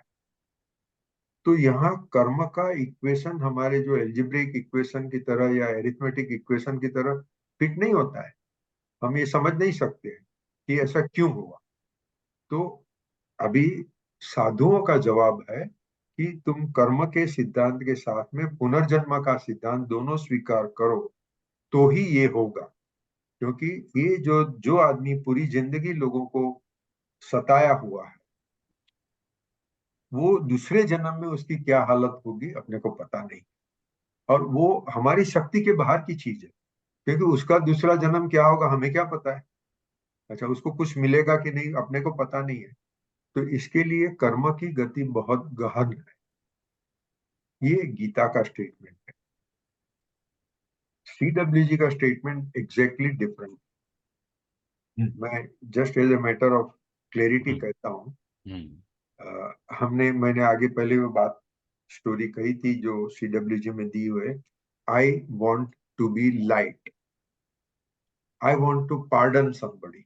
ओके, एक आत्मा, एक सभा हुई है, ईश्वर बैठे हैं एज ए चेयरमैन, और हजारों आत्मा उधर है। उसमें एक आत्मा बोलता है मुझे किसी को क्षमा करनी है। अभी वो क्षमा कैसे करे, क्योंकि सभी आत्मा ही थे, सभी डिवाइन थे, सभी एकदम उच्च कोटि के थे। अभी आप कौन किसको क्षमा करे। तो वो फ्रस्ट्रेट हो गया, यार मेरी ये तो इच्छा तो सफल नहीं होगी। तभी दूसरे कुछ मित्र आत्माओं ने कहा ओके, तुम्हारी ये इच्छा पूरी करने के लिए हम लोग सब जन्म लेंगे पृथ्वी पर, और वहां हम तुम्हें संताप करेंगे, तभी तुम हमें क्षमा करो तो तुम्हारी इच्छा पूरी हो जाएगी। नॉट ओनली कर्मणा गहनो गति बट थियरी भी गहनो गति है।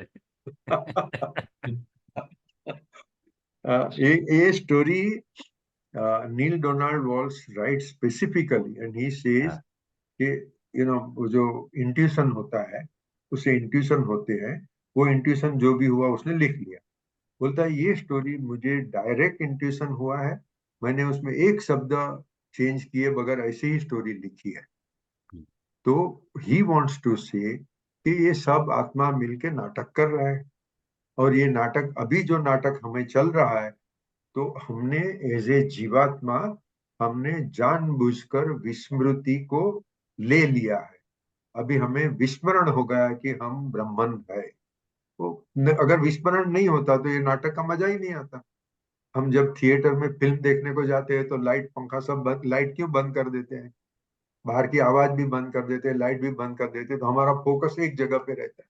वो टाइम पे हम भूल जाएंगे कि हमारे घर पे ये है वो है, या मैं क्या हूँ, मैं डॉक्टर हूँ, मैं शिक्षक हूँ, कुछ सब भूल जाते हैं और पिक्चर देख रहे हैं। इसी तरह से संसार के नाटक में हम ब्रह्मन है वो भूल जाते हैं और नाटक करते हैं। तो वो नाटक में कर्म का सिद्धांत कहाँ आया। जो भी हो रहा है वो आपकी इच्छा से हो रहा है। अगर निर्भया को गैंगरेप हुआ, वो भी उसकी इच्छा से हुआ। अगर ऐसा कोई भी कहे तो हमें मानने में बहुत बड़ी मुश्किल लगती है, मगर ब्रह्म ज्ञान तो मुश्किल है ही। किसने कहा कि ब्रह्म ज्ञान तुमको रास्ते चलते चलते मिल जाएगा, क्या तो ऐसे ही समझ लोगे। ब्रह्म ज्ञान, दिनकर मुझे बार बार कहता है अपना डिस्कशन पूरा होएगा फिर हम घर पे जाएंगे, मैं जाऊंगा, वो तो घर पे ही है, फोन पे बात करेंगे, यार रश्मिन मेरे को अद्वैत बिल्कुल समझ में नहीं आया। बराबर है। मगर मैं भी नहीं कहता हूं कि मुझे वो ज्ञान हो गया, मगर जो भी कर्मयोग किया उसके कारण समझ तो आई। समझ आने के बाद में अनुभूति होना वो एक अलग चीज है, वो अनुभूति तो नहीं, समझ में तो आ रहा है, एक्सेप्टेंस नहीं हो रहा है। समझने में कहाँ प्रॉब्लम है, आप जैसे गुरु बैठे तो समझ तो जाते ही है, लेकिन it is a very very difficult to accept, yes, ये प्रॉब्लम।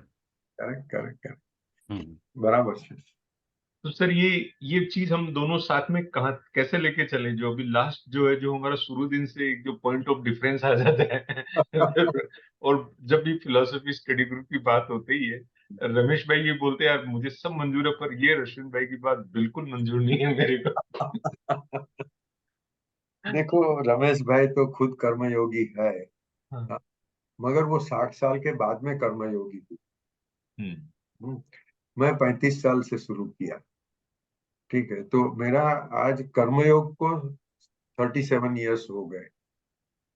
तो वो कर्मयोग, और जिस जुनून से मैंने किया है कर्मयोग, जब मेरी इनकम बिल्कुल ना होने के बराबर थी तभी भी मैंने किया, लोन लेके भी पैसा लोगों को दिया हुआ है। ओके, जब मेरी लोन रिपेमेंट करने की भी ताकत नहीं तभी भी लोन लेके किया। विवेकानंद ने तो इलस्ट्रेशन दिया ही था कि जुनून होगा तो ही आगे बढ़ोगे। वो ख्याल है विवेकानंद का इलस्ट्रेशन? तो वो जुनून होवे तो थोड़ा जल्दी, जैसे मित्तल पटेल को जुनून है, अधिक कदम को जुनून है, वो लोग कर्मयोग कर रहे हैं, पूरे जुनून से कर रहे हैं।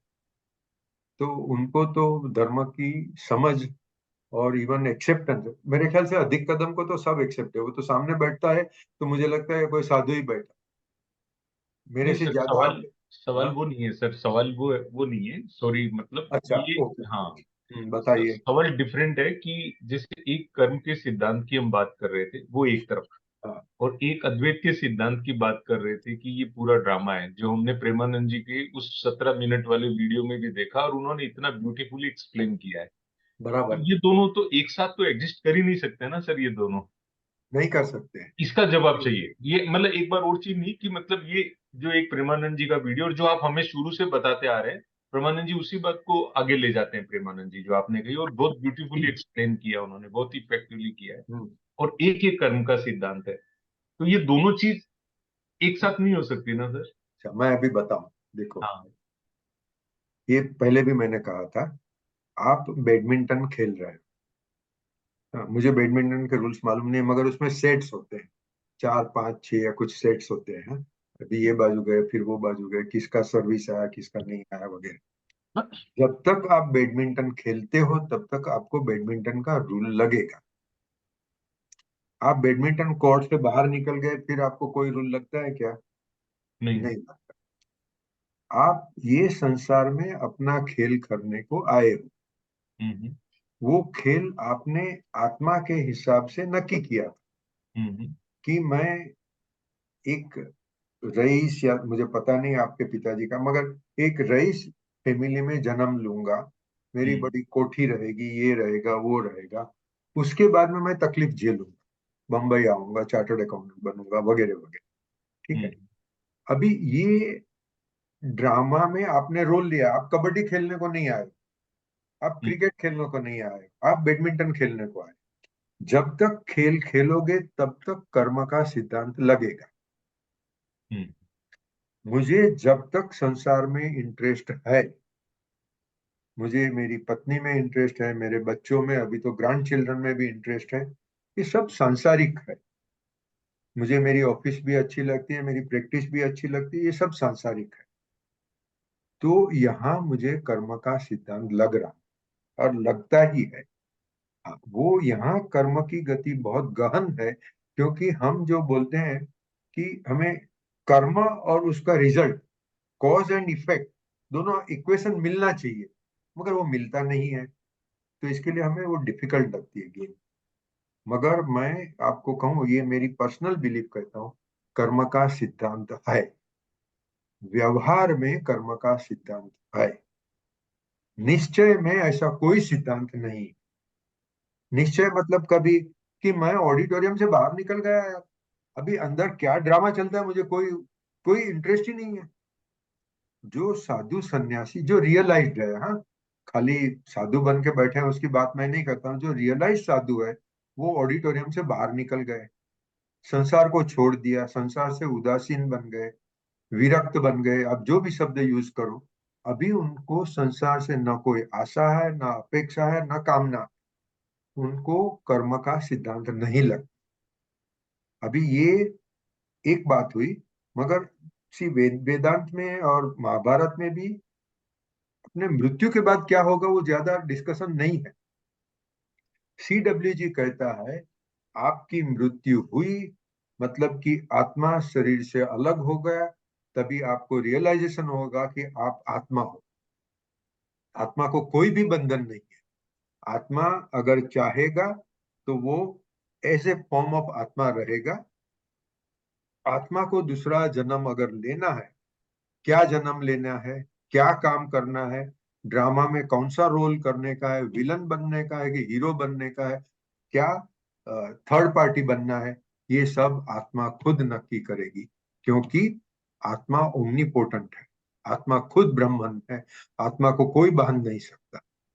निश्चय नय में कर्म का सिद्धांत बिल्कुल नहीं है, कोई भी कायदा नहीं है, क्योंकि ब्राह्मण को कोई कायदा नहीं लागू सकता। मगर व्यवहार में, हम व्यवहार में हैं। अभी हम जो भी बातचीत करते हैं, हमारा संसार जो चल रहा है, अपनी अपनी ऑफिस चल रही है, अपना घर संसार चल रहा है, वो सब व्यवहार है। तो व्यवहार में मैं नहीं कह सकता हूँ अरे मैं चोरी करूंगा, मैं उसको मार डालूंगा, कुछ भी होगा, मुझे कुछ नहीं होगा। नहीं, व्यवहार में मुझे कर्म का सिद्धांत का पालन करना। अद्वैत मतलब निश्चय, व्यवहार मतलब व्यवहार। जो व्यवहार शब्द एकदम डायरेक्टली एप्लीकेबल है, जो प्रैक्टिकल है, वो हम जो रोज अनुभव कर रहे हैं वो व्यवहार। यस, व्यवहार में कर्म का सिद्धांत लगेगा। मगर वो, जैसे हम बोलते हैं ना, मेरे हाथ में एक बॉल है, मैं दीवार के ऊपर फेंका, वो इमीडिएट रिएक्शन हुआ, वो सामने वापस आ गया। तो वो न्यूटन का लॉ ऑफ फिजिक्स है, action is equal to reaction. हाँ, मगर कर्म का सिद्धांत इतना क्लियर नहीं है।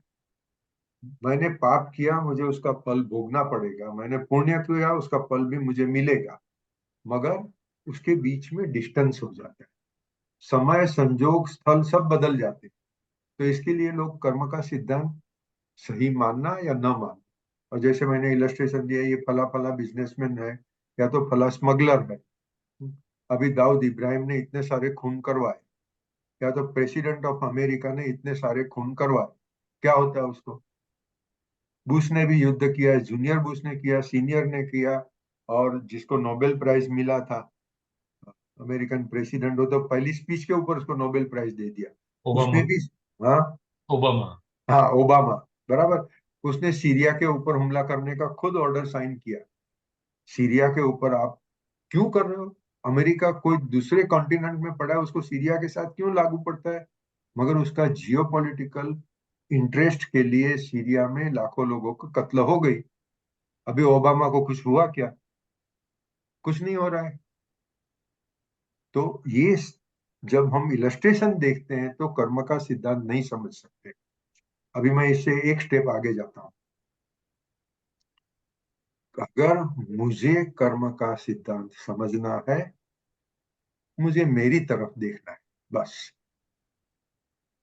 मुझे औरों की तरफ नहीं देखना। दूसरे आत्मा की क्या यात्रा रही है, अगले जन्म में, ये जन्म में, पिछले जन्म में क्या होगा, मुझे क्या पता है? मैं, मेरा खुद का ये जन्म का इतिहास मैं जानता हूँ, प्रेजेंट में जानता हूँ। मैं कर्म का सिद्धांत समझकर विवेकी मार्ग से चलूंगा। अगर ये करने का प्रयत्न करने से मेरे ख्याल से कर्म का सिद्धांत ज्यादा समझ में आ जाएगा। दूसरों को इलस्ट्रेशन छोड़ दे। बहुत सही कहा। ये लास्ट वाली बात सबसे दमदार है सर, बिल्कुल। So, और ये Rashmi take bhai, away sir, ये टेक अवे सर, बिल्कुल। Yes. Rashmi bhai, I think what you are telling हाँ, is right now happening. Okay, so we are in a world where AI is created, right? Artificial intelligence, हाँ, yes, and now AI is, we are moving to a stage where AI will have its own power, correct? So everybody is worried. Okay, what will happen if AI starts making another AI, correct? तो आपका क्या होगा, correct? Correct. So if time permits, I have just seen a very interesting video, just 2 minutes. So this person is a very influential person. He has made a TED talk. If you allow me, it is 2 minutes. या okay, He go has ahead. been he has been asked this question. Hmm, So what will happen if there are unintended consequences? And he answers. So okay, 1 minute, I'll just share. या you I put it hope up it please. is. I hope it is relevant. Correct. Yes, Just yes, 1 minute. In fact this is Rashmi Verma, topical. yeah. This is Rashmi, very topical. This is the current worry of the biggest minds in the world. so Rashmi, allow me to share the screen. તમારે Please. ત્યાંથી કરવું પડશે. નહીં, તમારે કરવું પડશે. Oh, okay, okay. हाँ, હું કરું, हाँ. Allow. Share screen. એમાં All. multiple participants can share simultaneously. હા. મેં કહ્યું, હવે જુઓ તમે, થઈ ગયું? હા, થઈ ગયું. Okay. Okay. So I'm just putting this on Meta. So it is just last 2 minutes. हाँ. This is Mustafa Suleiman is one of the best brain right now on Okay. AI. हाँ, हाँ. Okay. You can see, but I will just play this, and he has been asked this question. The possibility of unintended consequences seems pretty immense. Hmm. Okay. Okay, and what he replies is very interesting. I'll just play. Please.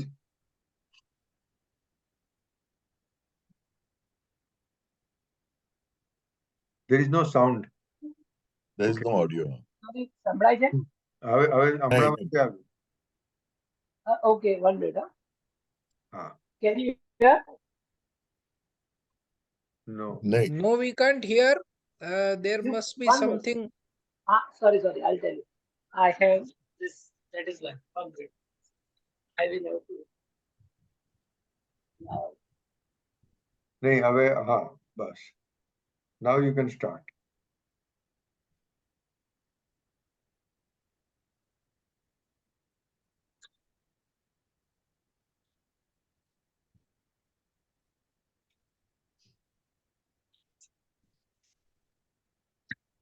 Abhay, you can start playing now.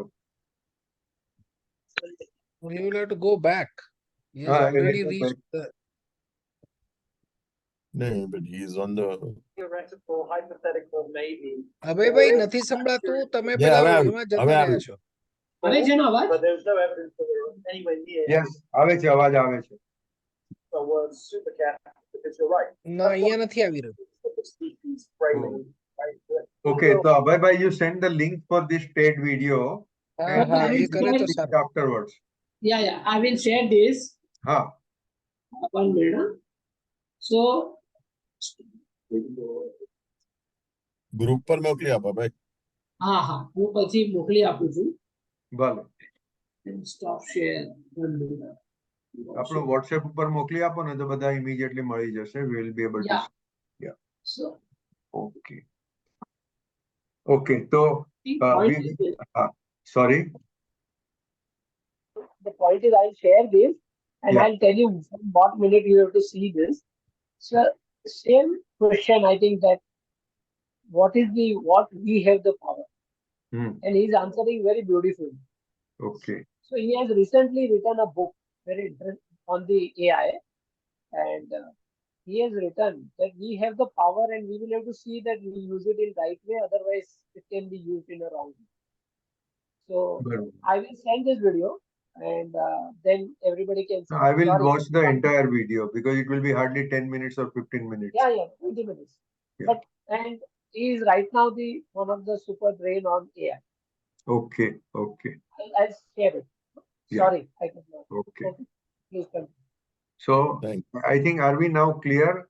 कर्मणा गहनो गति. गहन क्यों है, कहाँ applicable है, कहाँ not applicable, तो उसको कैसे समझना, मेरे ख्याल से सब डिस्कशन हो गया. બરાબર. बराबर. तो अभी હોમવર્ક करना बाकी.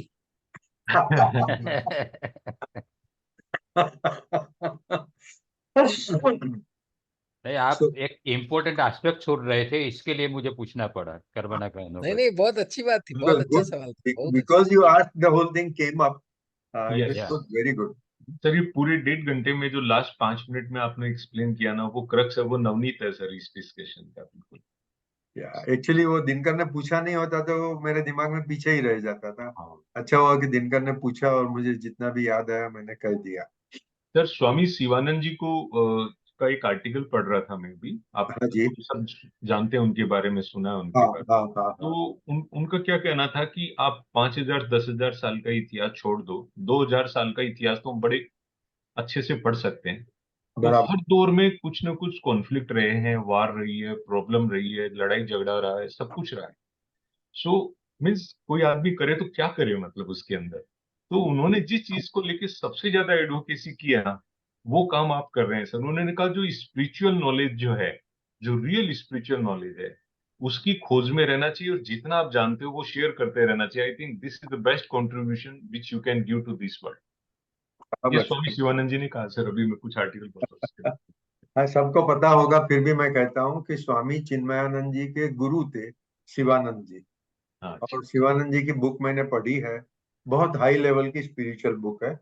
एंड आई एग्री कि हमें जो भी नॉलेज मिले, मैं तो ये ब्रॉड करता हूँ, we should always share the knowledge. उन्होंने स्पिरिचुअल एक वर्ड खास कहा है सर, जो स्पिरिचुअल तो बहुत ही इंपॉर्टेंट है. वो टोटल फोकस.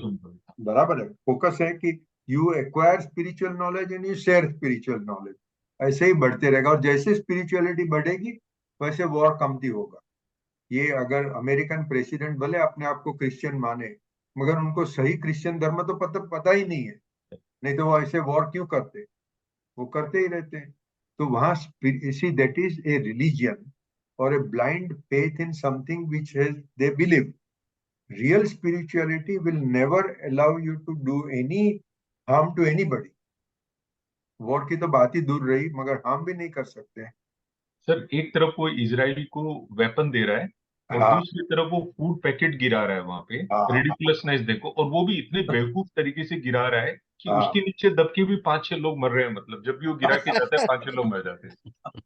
ये वाकई में ब्रह्म का खेल है। This is just too much ridiculousness, मतलब too much. Absolutely. नहीं नहीं, ये बात वो अच्छी हुई कि सोल फोर्स जो है, हम्म I think the message is that it is the soul force versus the brute force. और हम सबका ब्रूट फोर्स जो है वो कंपेलिंग रीजन से कभी कभी ओवरकम करता है सोल फोर्स को। और जब उससे हट करके आप जब जिस स्पिरिचुअलिटी में आप जाते हैं, जहां reason also is sidelined, Yeah. then you are applying spiritual force, actually soul force, which is the spirituality. बराबर। So रश्मिन भाई का सजेशन, ये पॉइंट मुझे अच्छा लगा कि अमेरिकन प्रेसिडेंट को भी इससे अवेयर होना है। मतलब अमेरिकन मतलब whosoever कोई is भी to all these kind of things, वो भी अगर इस सोल फोर्स वाली बात से समझते हैं और उसको समझाना चाहते हैं तो ये होना तो चाहिए। सही बात है। Okay, friends, we conclude today's meeting and we meet in the month of May. We'll continue further. Thank you. Sir, Thank thank you, you, Rajni sir. sir. Thank Thank you, you. sir. धन्यवाद Thank धन्यवाद, you. बहुत बहुत Thank धन्यवाद। you, धन्यवाद Thank बहुत you. मजा आया। Thank you, sir. We enjoyed today. We enjoyed, sir. Yes.